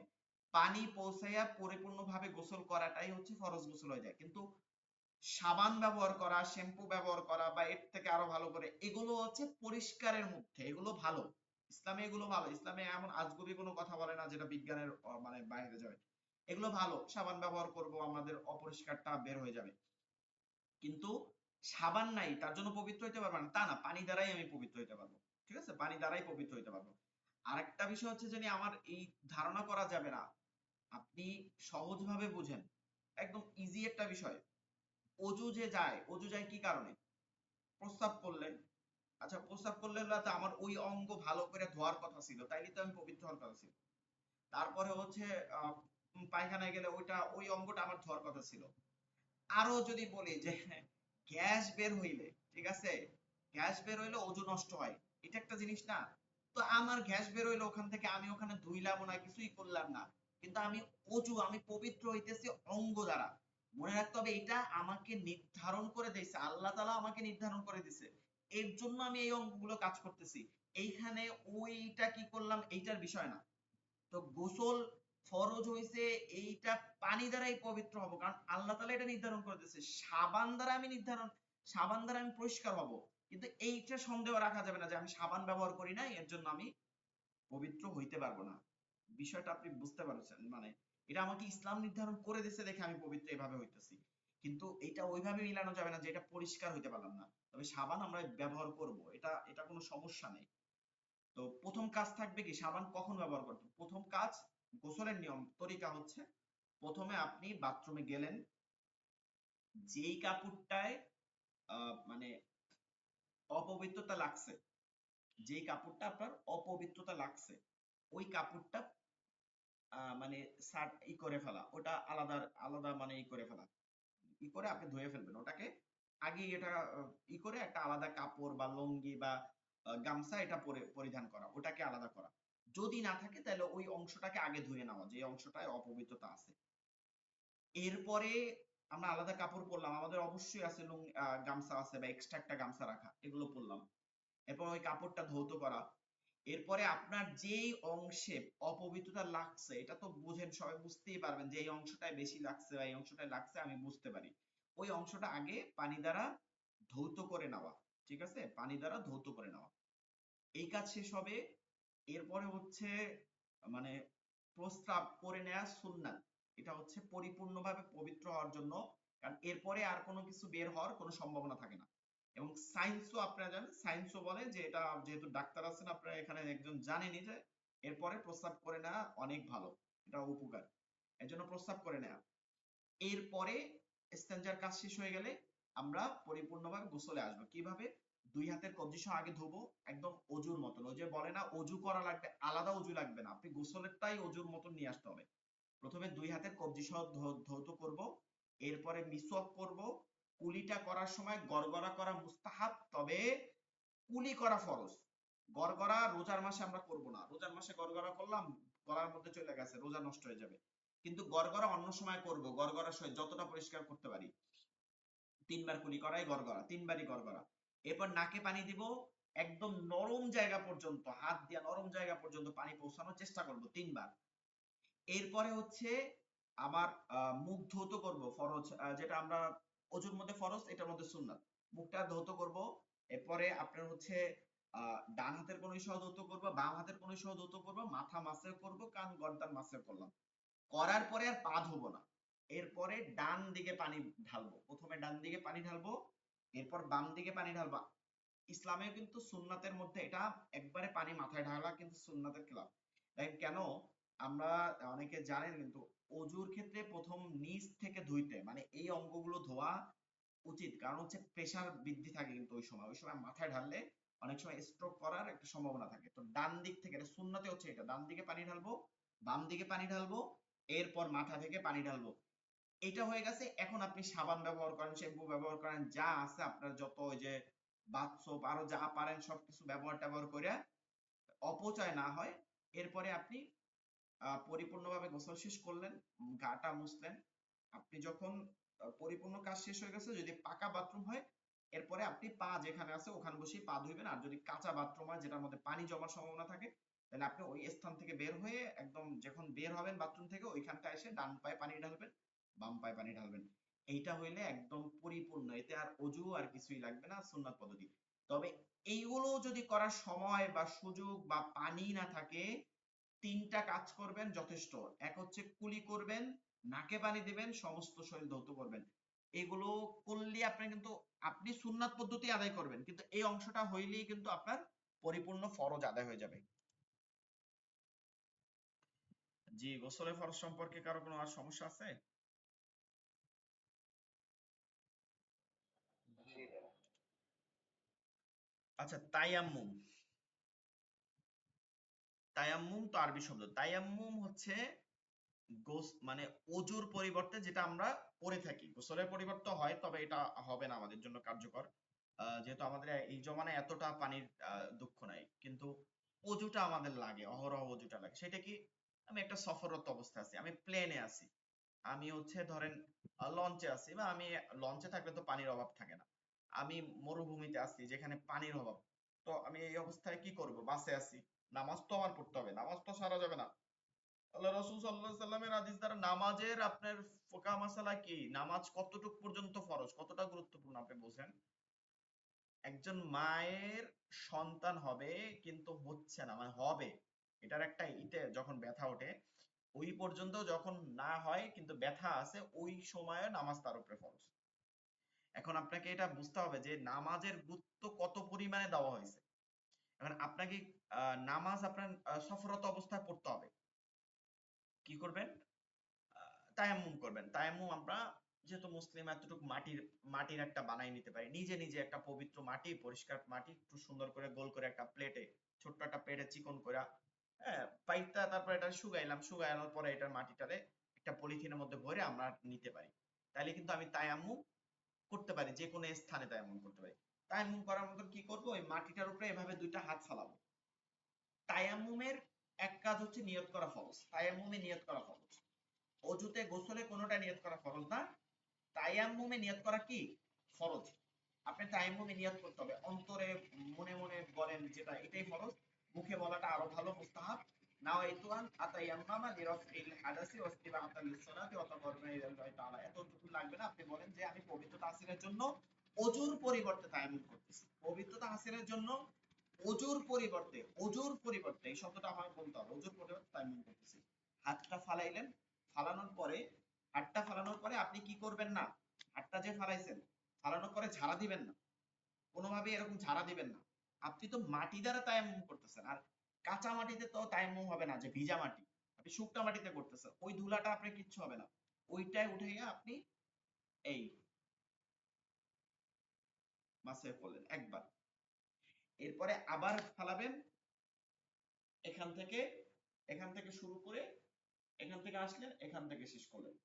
ঠিক আছে, এখান থেকে শুরু করে এই এই এই তারাটা এখান থেকে শুরু করে, এই পিছনটা থাকবে, এটা এখান থেকে ঘষা দিয়ে একদম পরিপূর্ণ।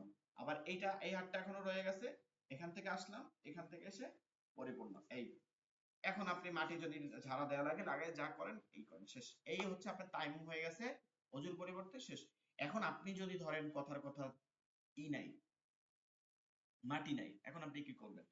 আপনি মাটি না থাকলে যে জায়গাটা ধুলাবালি থাকে, যেমন ধরেন দেয়ালে কিন্তু একটু থাকে, দেয়ালকে ব্যবহার করা, ঠিক আছে, দেয়ালকে ব্যবহার করা। যদি দেখেন যে দেয়াল নাই, বাসে আছেন এখন তো দেয়ালও নাই, আপনি দিবেন কিসে? তখন আপনি বাতাস আছে না, বাতাস, যে জানলার বাইরে বাতাসে আপনি এই নিয়তে দিবেন যে এটা আপনি তায়াম্মুম, তারপর তায়াম্মুম করবেন, তায়াম্মুম হয়ে যাবে।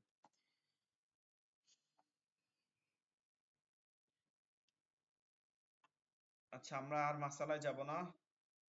মাসালা হচ্ছে রোজার কিন্তু নিয়ত করা ফরজ, ঠিক আছে। গোসল ফরজ হওয়ার কারণগুলো তো আমরা জানি। গোসল ফরজ হওয়ার কারণ হচ্ছে মানে বীর্যপাত হওয়া, যেটাকে সহজভাবে বলি, সেটা হচ্ছে ঘুমন্ত অবস্থায় হোক, জাগ্রত অবস্থায় হোক, স্ত্রী সহবাস হোক, বা অন্য যে কোনো ভাবে উত্তেজিত যে কোনো অবস্থায় হোক, সর্বাবস্থায় যেটাই হোক, বীর্যপাত হওয়ার সাথে সাথে গোসল ফরজ হয়। নাম্বার 2 হচ্ছে যে স্ত্রী সহবাস হলে যদি বীর্যপাত না হয়, তাও গোসল ফরজ হয়ে যাবে। এরপরে আহ এইটাই, মানে ঘুমন্ত অবস্থা তো বলছি যে স্বপ্নদোষ যেটা, এটা ঘুমন্ত অবস্থায় হয়। এগুলো সব এই 2টা কারণের জন্যই হয়, এই 2টা দিয়ে অনেকগুলো কারণ বলা যায়। এগুলোর জন্য ফরজ গোসল হয়। এছাড়াও যে প্রস্রাব পায়খানা আমরা অনেকে বুঝি যে এর জন্য ফরজ গোসল হয়, এইটার জন্য কিন্তু ফরজ গোসল হয় না। হায়েজ নেফাসের জন্য হয়, যেটা মেয়েদের জন্য হয়, হায়েজ এবং নেফাস, অর্থাৎ মাসিক যেটা পিরিয়ড, আর একটা হচ্ছে যে সন্তান হওয়ার জন্য। কিন্তু প্রস্রাব পায়খানা বা ই লাগছে এর জন্য আমার গোসল করে এককালে ই করতে হবে, ফরজ হয়ে গেছে, এমন কিছু ভাবার কিন্তু কোনো ই নেই। রোজার মাসালা হচ্ছে রোজা ভঙ্গ হয় এই কারণগুলো তো আছেই, স্ত্রী সহবাস, এগুলো যে বীর্যপাত হওয়া, এগুলো তো আছেই। আর একটা হচ্ছে যে আমরা খাওয়া, পান করা, এগুলোর জন্য রোজা নষ্ট হয়ে যায়, আমরা জানি। আর রোজা হচ্ছে নিয়ত করা ফরজ, রোজার ক্ষেত্রে নিয়ত করা ফরজ। এর জন্য নিয়ত অবশ্যই করতে হবে, মানে আরবিতে পড়তে হবে এমন না যে নাওয়াইতু আন আসুমা গাদাম মিন শাহরি রমাদানাল মুবারাকি ফারদাল্লাকা ইয়া আল্লাহু ফাতাকাব্বাল মিন্নি, এভাবে আমরা নিয়ত করি না, এভাবে না করলে হবে। জাস্ট যে আমি রমাদান মাসের ফরজ রোজা রাখতেছি, এভাবে অন্তরে সাব্যস্ত করে রাখা। এবং যদি আমি ফজরের সময় না উঠতে পারি, সাহারি খাইতে উঠতে পারি না, তাইলেও কিন্তু আমি ওই পরবর্তীতে ফজরে বা যে টাইমটা আমার ঘুমটা ভাঙলো, আমি তখন কিন্তু কি করতে হবে, আমার নিয়তটা সাথে সাথে করে নিতে হবে। দিনের 3 ভাগের 1 ভাগ, অর্থাৎ 11টার মধ্যে, 11টা এই টাইমের মধ্যে আমাকে নিয়ত করতে হবে। সাহারি খাওয়া ফরজ না, তবে সাহারি খাওয়ার গুরুত্ব বেশি। তবে সাহারি যদি খাইতে না পারি কেউ হয়, এর জন্য রোজা রাখা যাবে না এমন কোনো কথা নেই। এরপরে আহ আর কি আছে মাসালার মধ্যে জানার কোনো? কনসেপ্ট পড়ার ক্ষেত্রে অবশ্যই আপনারা অজু করে নেবেন, অজু গোসল যেটা লাগে এগুলো। গোসল ফরজ হইলে কয়টা কাজ করা যায় না? গোসল ফরজ হইলে 3টা কাজ করা যায় না, ঠিক আছে? 3টা। তায়াম্মুমে মানে তাওয়াফে জিয়ারত, জিয়ারত করা যায় না। অর্থাৎ হজের যে জিয়ারতটা করে এটা করা যায় না, ঠিক আছে? ওই অবস্থায় কনসেপ্ট পড়া যায় না, কনসেপ্ট স্পর্শও করা যায় না, পড়াও যায় না। আর হচ্ছে নামাজ পড়া যায় না। এগুলো বাদে অন্যান্য কাজ যেমন জিকির আজকার করা, হ্যাঁ জিকির আজকার করা। আর মানে মহিলাদেরকে তো ফতোয়া দেয় আমাদের, মহিলাদের আবার শাশুড়ি মুহাদ্দিস মুফতিয়া থাকে তো, ঠিক আছে? শাশুড়ি, চাচি শাশুড়িরা অনেক থাকে, তারা যত ধরনের মানে ভুংসুং যা বলে সব ফতোয়া দেয়, যে বাচ্চাকে দুধ খাওয়ানো বা যে কোনো কাজ, ঘরের কাজ করবা না, এগুলো কুসংস্কার। আপনারা যেহেতু একটা দেশে আছেন, জানেন আপনারা একটা কুসংস্কারের, না আপনারা রাগ হয়েন না, মানে আপনারা ওই দেশে এরকমই থাকেন। তারা কিন্তু যা মানে তার মধ্যে অর্ধেকই হচ্ছে নিজেদের মন গড়া। কোথায় পাইছো? কোনো জায়গায় না, নিজেদের মন গড়া। তারা কিন্তু সকালবেলা ওই হইলে, গোসল ফরজ হইলে তারা গোসল না কইরা মানে রান্নার পানিও ধরবে না, এমন একটা অবস্থা। কিন্তু ইসলাম কিন্তু এগুলো বলে না। আপনার যদি আবু হুরায়রা রাদিয়াল্লাহু তাআলার একটা হাদিস আছে যে রাসূলুল্লাহ সাল্লাল্লাহু আলাইহি সাল্লাম আবু হুরায়রা রাদিয়াল্লাহু তাআলার কাছে আসলেন বাসায়, আসার পরে যখন আহ টাক দিলেন, মানে ঘরে খুললো, আবু হুরায়রা খুললো, খোলার পরে ভিতরে গিয়ে যখন বসলেন, আবু হুরায়রার সাথে গা লাগায়ে রাসূল সাল্লাল্লাহু আলাইহি সাল্লাম, মানে আবু হুরায়রা এরকম বসছেন, রাসূল সাল্লাল্লাহু আলাইহি সাল্লাম গা লাগায়ে আবু হুরায়রার সাথে বসছেন, মানে পাশে, বন্ধুর মতন তো, বন্ধুর মতন বসছেন এরকম পাশে। তো বসার পরে আবু হুরায়রা উঠে দৌড় দিয়েছেন ভিতরে, দৌড় দিয়ে গেছেন। এখন আপনি মনে করেন যে কেমন লাগে যে আপনি একজনের কাছে আসছেন, সে দৌড় দিয়ে গেছে, এখন আর খোঁজ নাই, কোনো খোঁজ খবরই নেই, লোকটা গেল কই?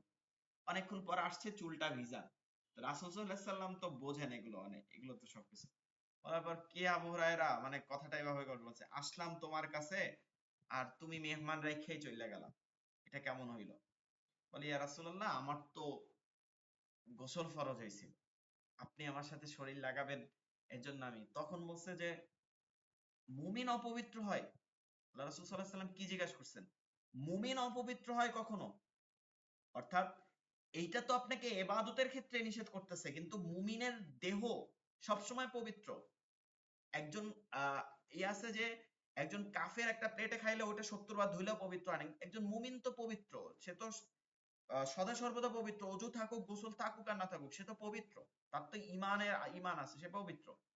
তো এটা দ্বারা বোঝা যায় যে আমরা সব কাজ করতে পারবো, লেখাপড়া যা আছে সব কাজ করতে পারবো। এবং গোসল ফরজ হইলে সাথে সাথে করতে হবে এমনও কথা নাই, এটাকে সময় নেওয়া যাবে। রাতে আহ প্রথম রাতে একবার মানে এটা তো যারা করছেন, আমরা তো পড়ালেখা করছি আসলে, যাদের বাস্তব জীবনে প্রথম দেখা গেছে যে হয়, তারপরে রাতে দীর্ঘ সময় আরো হয়। এখন যদি আপনি 3 বার 4 বার করে গোসল করেন, মানুষও পাগল বললে আপনি অসুস্থ হবেনই হবেন। কি করা? অজু করে নেওয়া গোসল ফরজ হইলে, এরপরে যদি দীর্ঘ সময় যা করে অজু করে নেওয়া বা পরবর্তী সহবাসের পূর্বে অজু করে নেওয়া এটা সুন্নাত, অজু করে নেওয়া। কিন্তু পরবর্তী নামাজ না আসা পর্যন্ত চাইলে মানে নেওয়া যায়। তবে যদি এমন কোনো ওজোর না থাকে যে না আমার আর পরবর্তী এরকম কোনো ইচ্ছা বা নাই, তাহলে আমার তো গোসল করতে হবে, তাহলে মুমিনের জন্য দ্রুত গোসল করে নেয়াই ভালো। এটা ওই উদ্দেশ্যে যে গোসল করে নিলে মুমিন আত্মিকভাবেও কি থাকে, পবিত্র থাকে। একজন মুমিন কখন মৃত্যুবরণ করে কেউ তো জানে না, তো এর জন্য এগুলো করে নেওয়া। আচ্ছা, আমরা নামাজের মধ্যে কিছু দোয়া পড়ি, তো কয়েকবার উচ্চারণ করে পড়ি তারপরে।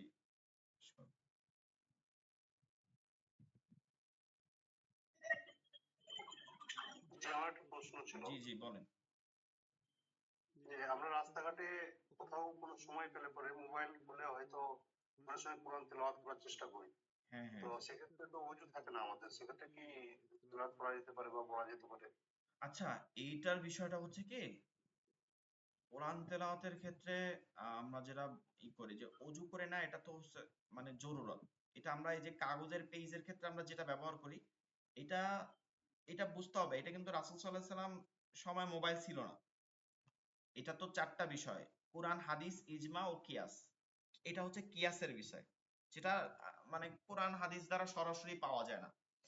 এখন বেশিরভাগ ওলামা একরাম, এটার মত হচ্ছে বেশিরভাগ ওলামা একরাম বলেন যে এটাকে আপনাকে অজু করে নিতে হবে।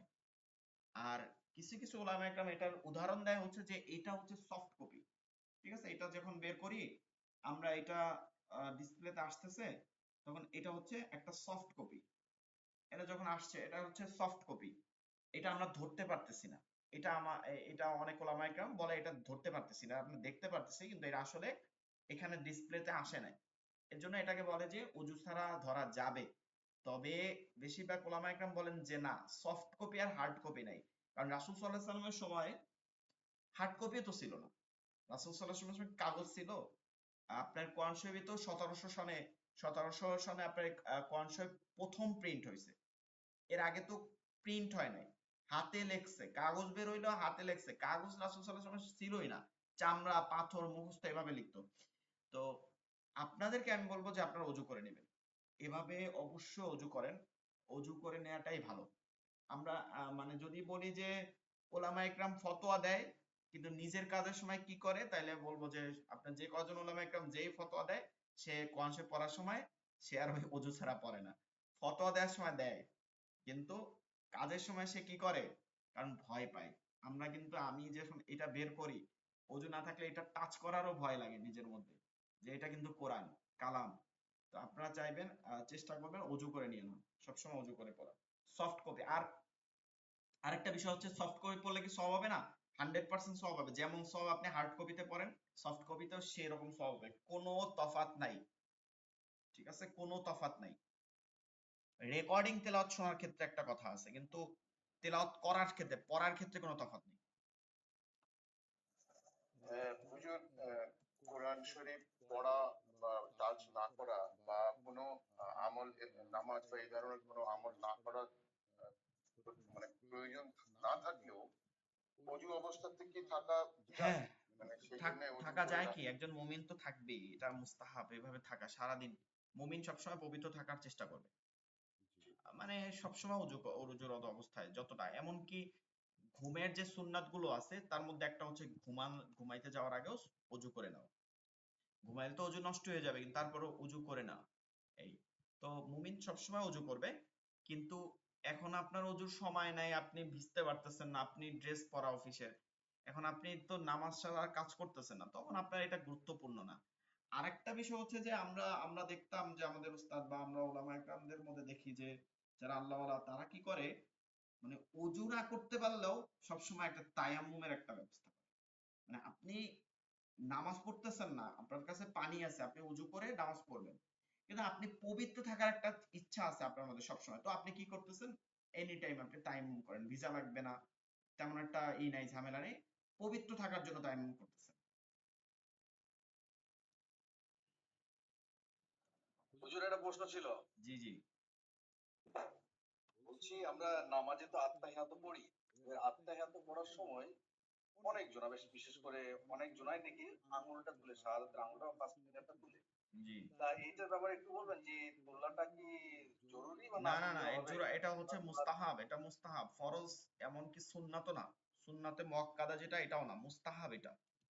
এই বা এটা আমলটা কোন করা সুন্নাতের মানে অংশ? জরুরত না। করা অনেক সওয়াবের কাজ কিন্তু জরুরত না। করতেই হবে, নামাজ নষ্ট হবে বা সুন্নাতের কোনো অংশ নামাজের মধ্যে এরকম না। এটা হচ্ছে হাদিস দ্বারাই পাওয়া যায়, সহিহ হাদিস দ্বারা, কিন্তু এটা মুস্তাহাবের মধ্যে পড়ছে। ঠিক আছে, করা ভালো। তবে এটার মানে এটা নিয়ে অনেক রকম কথা আছে, আসলে এটার মধ্যে ব্যাপক মতানৈক্য আছে। কেউ বলে যে আপনার মানে পুরো হাতটাই আপনার তখন এই রাখতে হবে, আঙ্গুলটা এরকম জায়গায় রাখ, কেউ বলে শাহাদা মানে পুরাটাই। যার যেরকম উদাহরণ। মূলত এইটার দিছে মাসালা হচ্ছে যে আশহাদু আল্লাহ যখন শব্দটা বলে, লা অর্থ হচ্ছে না, এরপরে এই আশহাদু আল্লাহ ইলাহা ইল্লাল্লাহ, আল্লাহ শব্দটা বলার সময় মানে আশহাদু আল্লাহ বলার সময় সবগুলো বুঝায় না যে কোনো মাবুদ নাই, আর ইল্লাল্লাহ আল্লাহ বলার সময় এক আঙ্গুল দ্বারা ইশারা করা যে আল্লাহ একক এবং অদ্বিতীয়। এইটা মুস্তাহাব। ঠিক আছে, এটা যদি এটা নিয়ে মতনৈক্য থাকে এটা না ব্যবহার করার চেষ্টা করবেন। যেমন আমাদের যেখানে মানে আমরা যে এতে করি, আমরা অনেকেই ব্যবহার করি না। এটা নিয়ে মতনৈক্য আছে, এটা নিয়ে বাজাবাজি করে দেখে। এটা মুস্তাহাব জিনিস তো অনেকেই করে না। করলে অনেকে আপনি দীর্ঘ দীর্ঘ সময় ধরে ধরে রাখে, অনেকে আবার শর্ট টাইমের মধ্যে ধরে রাখে। এইটাই হচ্ছে বিষয়। এটা নিয়েই অনেকের মধ্যে আছে। অনেকে বলে যে এটাতে শাহাদা, তাশাহুদ না, পুরাট সময়টাই আপনার এটা জায়গায় রাখতে হবে। আর এটার আছে যে আরেক বলে না, এটা তো আল্লাহ শব্দ বলার সময় কেবল আশহাদু আল্লাহ বলার সময় আপনি শাহাদাত করতেছেন এই অংশটাই শুধু। অন্যগুলো শাহাদার অংশ হইতে পারে কিন্তু অর্থ তো নাই। অর্থ তো এখানে আশহাদু আল্লাহ ইলাহা, আমি সাক্ষ্য দিতেছি যে নাই লা নাই ইলাহা কোন ইলাহ ইল্লাল্লাহ আল্লাহ ব্যতীত। তো এই অংশটাই সব থেকে বেশি উত্তম হয়, এটা চেষ্টা করা। আর যদি না হয় দুইটার একটাও না বুঝেন তাহলে সমস্যা নেই। অনেকে আছে তো এরকম এরকম করে, এরকম দুইটা সিনেমা, ওই লোকটা আসলে জানি না, মানে ওই লোকের হিসাব আলাদা। দুইটা জায়গায় না তিনটা জায়গায় ওই লোককে জিজ্ঞেস করে দেখেন যে ভাই কোন সময় জায়গাইতে হয়, অনেক জানে না, অনেক জাস্ট দেখে যে অমুকে জায়গায় অনেও জায়গায়, একটা জায়গায় যেন দুইটা জায়গাইতে হবে এরকম এরকম করে। এটা বিষয় আলাদা। আর হচ্ছে যে এই ধরনের আঙ্গুলের যত ইশারা আছে, যেমন ধরেন আমরা অনেক সময় বিয়েতে দেখি না, বিয়েতে কাজী সাহেব বলে মানে শ্বশুরকে বলে জামাইয়ের দিক আঙ্গুল থেকে ইশারা করে দেন। এইটাও হচ্ছে মুস্তাহাবের অংশ, মানে এই ধরনের ইশারা না করলেও হবে। এগুলোর কোনো না সাক্ষ্য দেয় না, ডিরেক্ট কোনো সাক্ষ্য দেয় না। কিন্তু এরকম দেখবেন যে অনেক সময় বলে যে ইশারা করে বলতে যে আমি তোমার কাছে অমুক, তোমার কাছে আমার মেয়ে, এইভাবে ইশারা করে। এইটা আসলে জরুরত না, মুখে বললেই যথেষ্ট। না, আঙুলের ইশারা দিয়ে কাফনের উপর লেখে। এটা এটা এটা হচ্ছে মানে কুসংস্কার টাইপের বলা যায়। এগুলো হচ্ছে একদম মানে ওই যে কাফনের উপরে লিখে দেয়, আপনার হচ্ছে না, এটা দূর দোয়া টোয়া এসব আল্লাহ লেখে। শব্দ লিখে দেয়।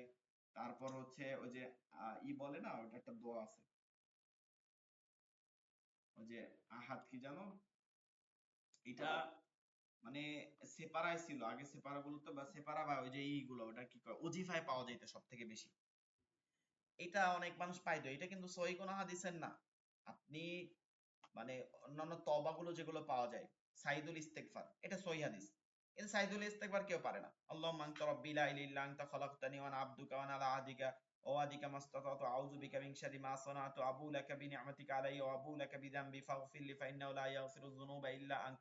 এইটা পড়ার অনেক ফজিলত, কিন্তু এগুলো জানে না। ওই কি পড়ে মানে কোন দোয়া কে লেখছে এইটার কোনো দলিল নাই, ওইটা পারে। এবং ওগুলো ওই কাফনের রিতে লিখে দেয়। আবার ইয়াসিন লিখে দেয় কেউ, ইয়াসিন, এটা কি ইয়াসিন সূরা লেখা হয়ে গেছে? ইয়াসিন লিখে দেয়, এটা কি ইয়াসিন সূরা লেখা হয়ে গেছে? এটা কি সহজ? একটা 6 পৃষ্ঠার জিনিস আপনি একটা শব্দের মধ্যে লিখতে পারবেন? কোনোদিন এগুলো হয় না। এগুলো হচ্ছে আবার মানে আবার এ- হুজুর কিছু কিছু এগুলো এখানে আমাদের সামনে পারে না, পীরপন্থী আমরা লোক গেলে আছে। আমাদের সামনে পারে না, আমরা যখন যাই আমি এগুলো পড়ি না। কিছু কিছু পীরপন্থী লোক আছে, তারা যখন কেউ মারা গেল, তাদের হয়তো মুরিদান বা কিছু মারা গেল, তারা একটা পীরের নির্দেশে একটা কাগজে কিছু লিখে তার কাফনের ভিতরে হ্যাঁ, পুঁতে ছাড়িয়ে দেয়। এইটা তো অনেক রকম আছে, খালি এইটা না, ডোল বাদ্য বাজায় এই পীরও আছে আমাদের দেশে। গান মানে তাকে দাফন দেয়, ডোল বাদ্য বাজায়, এইটাও আমাদের দেশে ভাইরাল ছিল। এবং দাফন দিছে আপনি শুনলে আরোই হবেন। দাফন দেয় কি উত্তর দক্ষিণ মানে পূর্ব পশ্চিম দিকে এই থাকে, দাফন দিছে হুম। উল্টা, দাফনটা পর্যন্ত উল্টা দিছে, মানে পূর্ব পশ্চিমে দাফন দিছে। পরে এলাকার মানুষ লাশ উঠাইয়া তারপরে আবার পরে দাফন দেওয়া হয়েছে।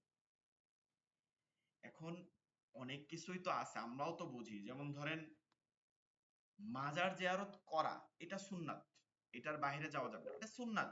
মাজার জিয়ারত করা, একজন ব্যক্তি কবরস্থ আছে, তার কাছে যায় ওখানে দোয়া করতেছেন আল্লাহর কাছে, ওই ব্যক্তির কাছে না।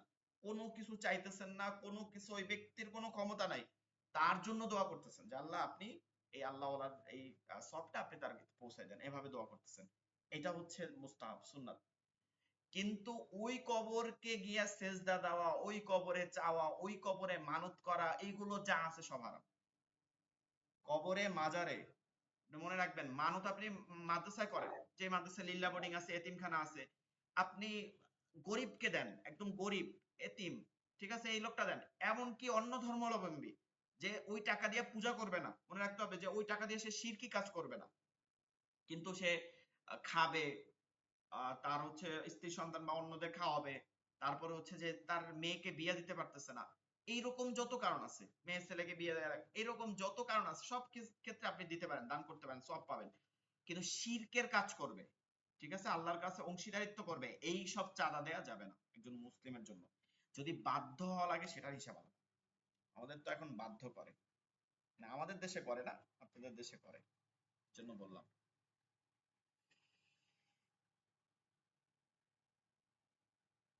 আচ্ছা, আমরা একটু দোয়াগুলো পড়ি। প্রথমে হচ্ছে তাকবীরে তাহরিমা বলা, যেটা উচ্চারণটা হচ্ছে আল্লাহ আকবার। আচ্ছা, আমার সাথে সাথে এবার পড়েন সবাই, আল্লাহু আকবার। বলেন বলেন সবাই, আল্লাহু আকবার। মাইক্রোফোন অন রাখেন।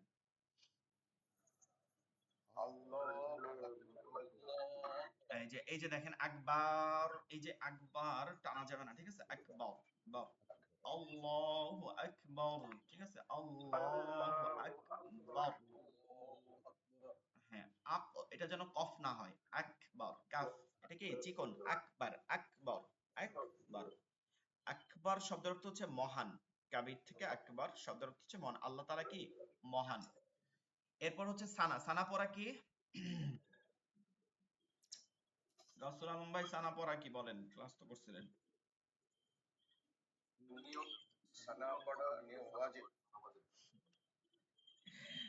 সানা পড়া সুন্নাতে মুআক্কাদা ছিল, আপনি যদি এটারে ওয়াজিব বানাই ফেলান তাহলে তো নামাজ কঠিন হয়ে যাবে। আচ্ছা, এটা হচ্ছে সুন্নাত, সানা পড়া সুন্নাত। সুবহানাকাল্লাহুম্মা,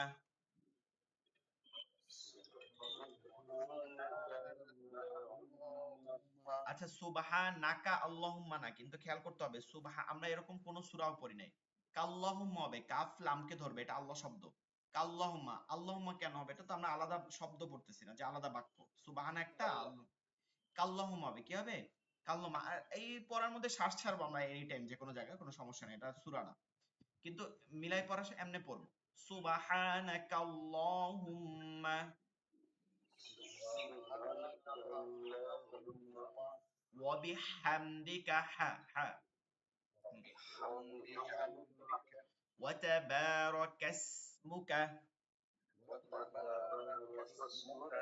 ওয়া তাআলা জাদ্দুকা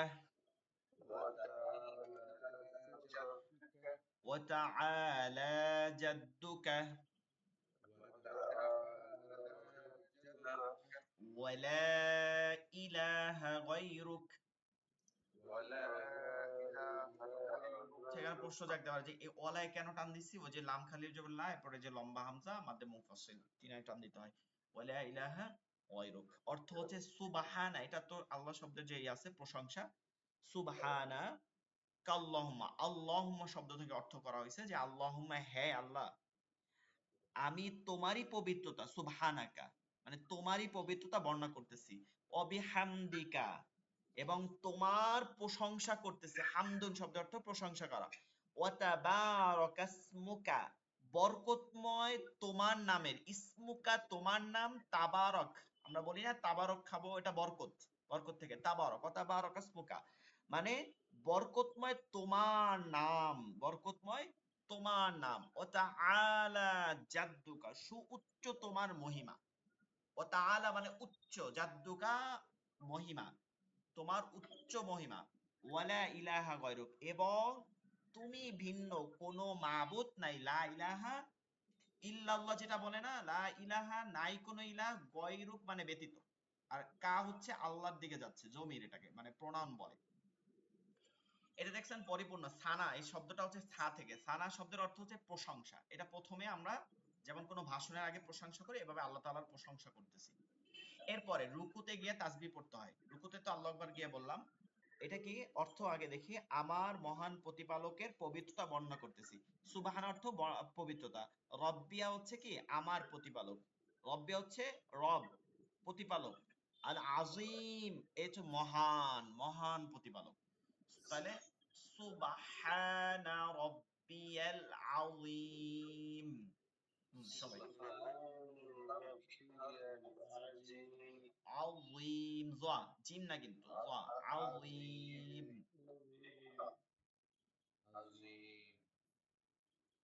তিনবার, পাঁচবার, সাতবার, একবার পড়া হচ্ছে, একবার পড়া বা টাইম থাকা, কিন্তু তিনবার পাঁচবার পড়া সুন্নাত। এরপরে মানে উঠতেছি, যখন উঠতেছি জাগতেছি, তখন প্রথম অংশটা এটা হচ্ছে সামি অর্থ শোনা, আল্লাহ লিমান হামিদা কি, যে আল্লাহর প্রশংসা করিয়াছে, আল্লাহ তাহার প্রশংসা কবুল করিয়াছেন, মানে শুনতেছেন, মূলত কবুল না, শুনতেছেন। লিমান হামিদা যিনি আল্লাহর প্রশংসা করেন, আল্লাহ তাআলা সামি আল্লাহ কি করেন, শোনেন। শোনেন মানেই তো কবুল করেন, প্রশংসা মানে কি কবুল করতেছেন।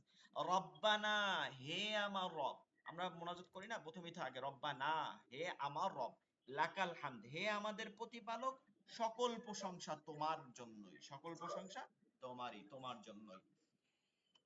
সামিআ আল্লাহু লিমান হামিদাহ,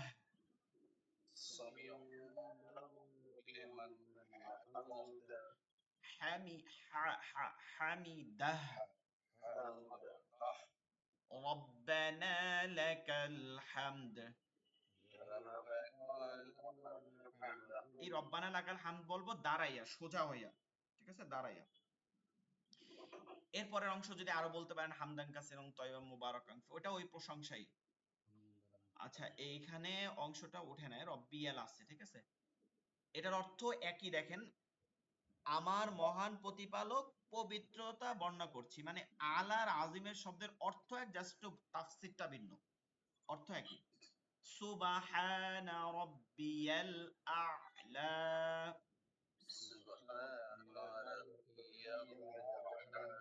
দেখেন আলা বলবেন না, বলবেন কি আ, হামজা আইন জবর আ, লা, আ'লা। আচ্ছা, এবার তাশাহুদ, ওয়াজিব শুধু একটা, নামাজের মধ্যে ওয়াজিব মানে দোয়া হচ্ছে একটা, এটা হচ্ছে তাশাহুদ। এই যে এটাই শুধু ওয়াজিব, আর কোনোটা কিন্তু ওয়াজিব নেই। আত্তাহিয়াতু লিল্লাহি ওয়াসসালাওয়াতু ওয়াত-তাইয়্যিবাতু। আপনারা পড়ার সময় এভাবে ভেঙে ভেঙে পড়তে পারবেন, সমস্যা নেই। আসসালামু আলাইকা আইয়ুহান নাবিয়্যু ওয়া রাহমাতুল্লাহি ওয়া বারাকাতুহু। হ্যাঁ, লা বলেন কে যেন, রহমাতুল্লাহি, আল্লাহ শব্দটা মোটা হবে, রহমাতুল্লাহি ওয়া বারাকাতুহু।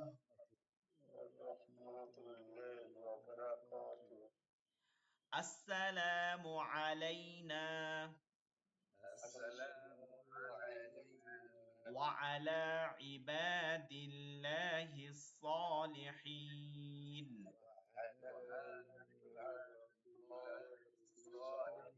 এটা ল হবে না, এটা আবার লা হবে, লিল্লাহ হবে। এই যে আল্লাহ শব্দের আগে দালে জের আছে। ওয়া আলা ইবাদিল্লাহিস সালিহিন।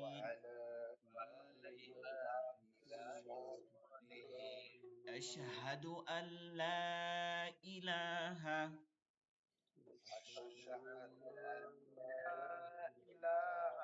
আশহাদু হবে, আশহাদু না কিন্তু, হাদু আশহাদু আল্লা ইলাহা আশহাদু আল্লা ইলাহা ইল্লাল্লাহু ইল্লাল্লাহ হ্যাঁ ল হবে ইল্লাল্লাহু ইল্লাল্লাহ ওয়া আশহাদু আন্না ওয়া আশহাদু আন্না মুহাম্মাদান মুহাম্মাদান আবদুহু ওয়া রাসূলুহু।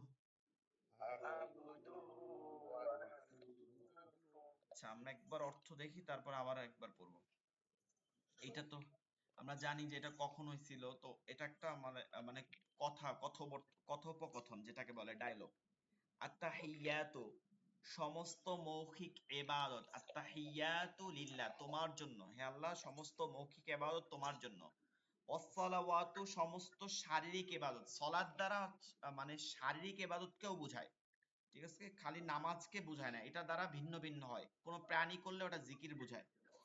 তারপর হচ্ছে ওয়াত্তাইয়িবাতু এবং সমস্ত পবিত্র বিষয় আল্লাহ তাআলার জন্য। এই পর্যন্ত এটা হচ্ছে প্রথম মানে কথোপকথনের প্রথম অংশ, যে শারীরিক ইবাদত যেটা আছে আত্তাহিয়াতু, ঠিক আছে, এটা আমরা আরবিতে দরখাস্ত লেখার আগে এরকম লিখতে হয় আত্তাহিয়াতু শব্দটা, তাহিয়াতু।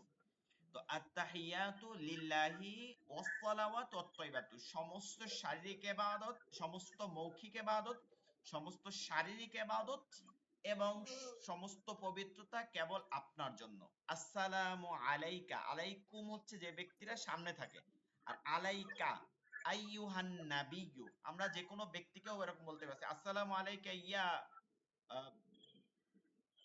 কি বলে ইয়া আইয়ুহাল বাইত, মানে হে ঘরের অধিবাসীরা। তো এইভাবে আমরা বলতে পারি আসসালামু আলাইকা আইয়ুহান নাবিয়্যু, হে নবী, আইয়ুহান নাবিয়্যু হে নবী, আসসালামু আলাইকা আপনার উপর শান্তি ও তাহার বরকতপূর্ণ নাজিল হোক। বরকতপূর্ণ হচ্ছে এই এই অংশটা, ওয়া রাহমাতুল্লাহি ওয়া বারাকাতুহু, সালামে আমরা যেটা ব্যবহার করি।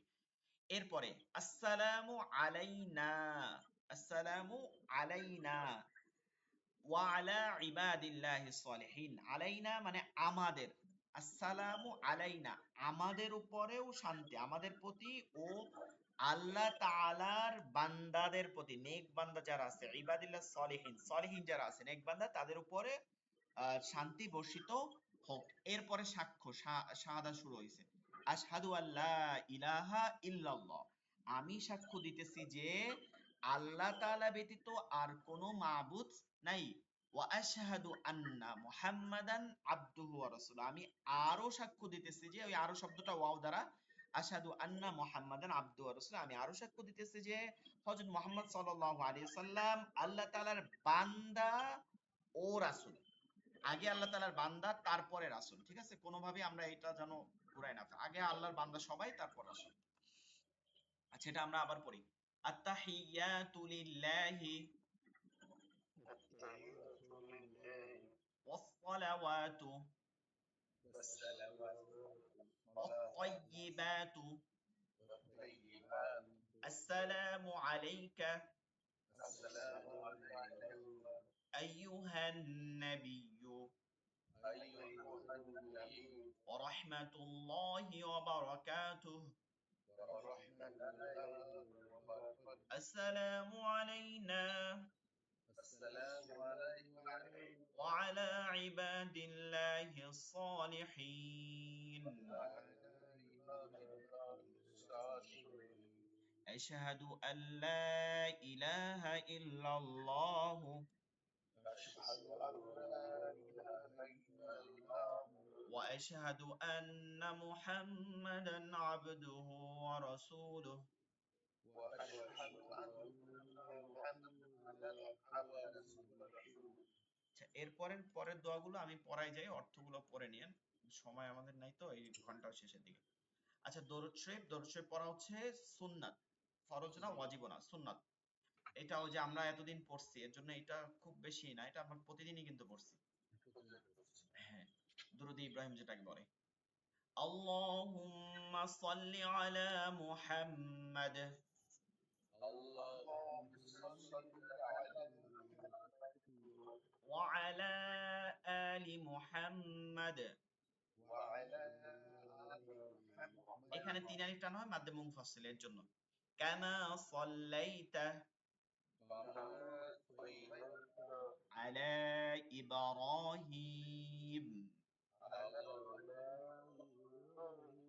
وعلى آل إبراهيم إنك حميد مجيد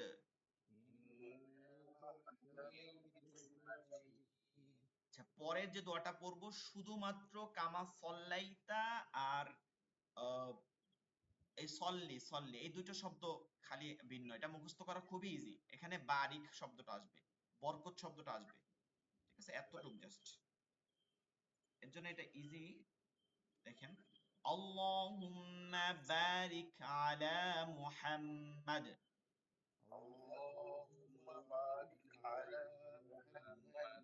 শুধু বারিক শব্দটা যোগ হয়েছে সল্লির জায়গায় ওয়ালা আলি মুহাম্মাদ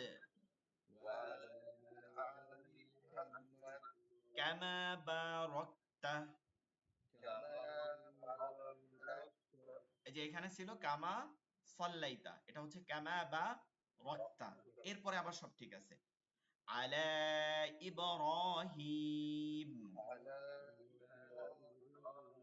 وعلى آل إبراهيم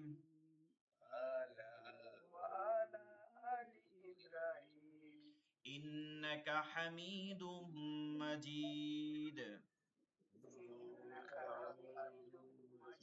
দোয়ায়ে মাসুরা সর্বশেষ দোয়া নামাজের মধ্যে যেটা সুন্নাত সেটাও সুন্নাত আল্লাহুম্মা ইন্নী যালামতু নাফসি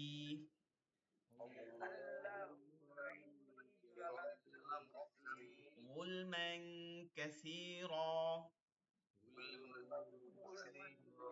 ولا يغفر الذنوب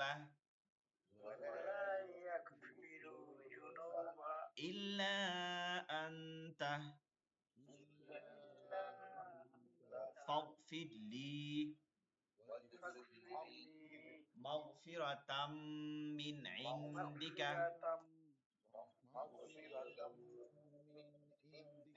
من عندك وارحمني إنك أنت الغفور الرحيم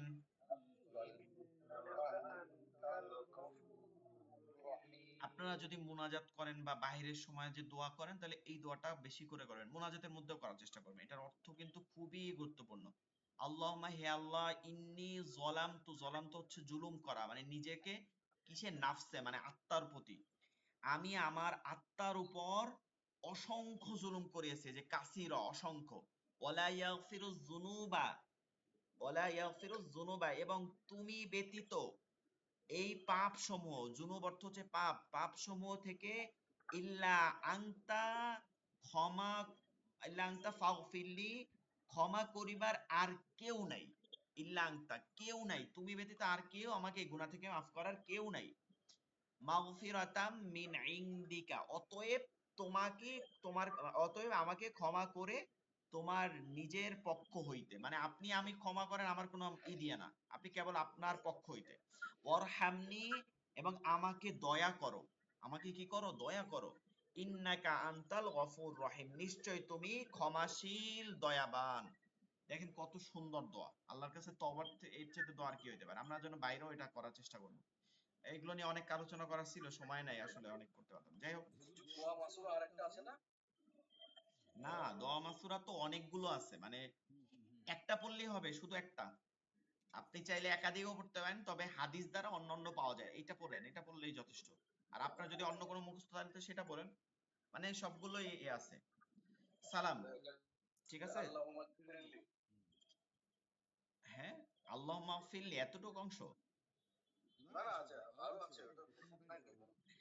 আচ্ছা ঠিক আছে ওই যে আল্লাহুম্মা ফিরলি মানে আপনি যেটা বলতেছেন বুঝতে পারছি ওই যে মারা যাইলেও যেটা পড়ে সেটা তোমাদের উপর শান্তি এবং আল্লাহর রহম নাজিল হোক ঠিক আছে সালামের উত্তর আসসালামু আলাইকুম, আসসালামু আলাইকুম ওয়া রাহমাতুল্লাহ।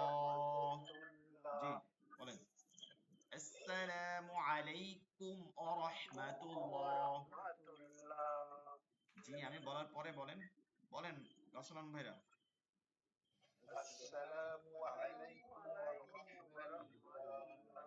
আচ্ছা, আসসালামু আলাইকুম বলার সময় মুখ সামনে থাকবে, রহমাতুল্লাহ বলার সময় ডান দিকে নিবেন, ঠিক আছে? মানে আবার আসসালামু আলাইকুম বলার সময় মুখ সামনে থাকবে, ডান দিকে হচ্ছে বাম দিকে থাকবে রহমাতুল্লাহ বলার সময়। এরপরে আল্লাহু আকবার, আস্তাগফিরুল্লাহ, এগুলো হাদিস দ্বারা পাওয়া যায়, এগুলো আপনারা পড়ে নিয়েন, মনোযোগ করে নিয়েন। আমরা একটু সময় থাকলে একটা দোয়ায় যাব, ইম্পর্টেন্ট এইটাই, দোয়ায়ে কুনুত। 3 মিনিট আছে, আমরা এইটা পড়তে পড়তে যাব। আল্লাহুম্মা ইন্না নাস্তাঈনুকা اللهم إنا نستعينك ونستغفرك ونستغفرك ونؤمن بك ونؤمن بك ونتوكل عليك ونتوكل عليك ونثني عليك الخير ونثني عليك الخير ونشكرك ونشكرك ولا نكفرك ولا نكفرك ونخلع ونخلع لع لع ونترك ونترك من يفجرك. اللهم إياك نعبد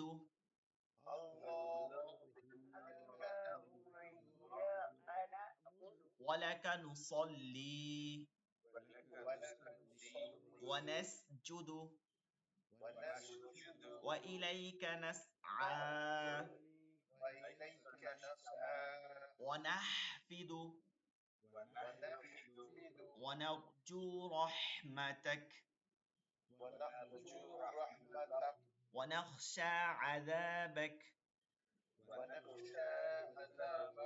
إن عذابك بالكفار ملحق.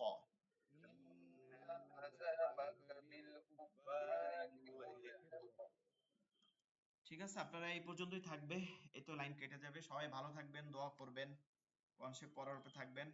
ভুল ত্রুটি হইলে অনেকদিন পড়ছি, ঠিক আছে, ভুল ত্রুটি হইতেই পারে, ক্ষমার দৃষ্টিতে দেখবেন। দোয়া করবেন আমার জন্য, আপনাদের জন্য দোয়া থাকবে। সবাই ভালো থাকবেন, দোয়া করবেন। আসসালামু আলাইকুম ওয়া রাহমাতুল্লাহি ওয়া বারাকাতুহু। আসসালামু আলাইকুম ওয়া রাহমাতুল্লাহ। ওয়া আলাইকুম আসসালাম ওয়া রাহমাতুল্লাহ।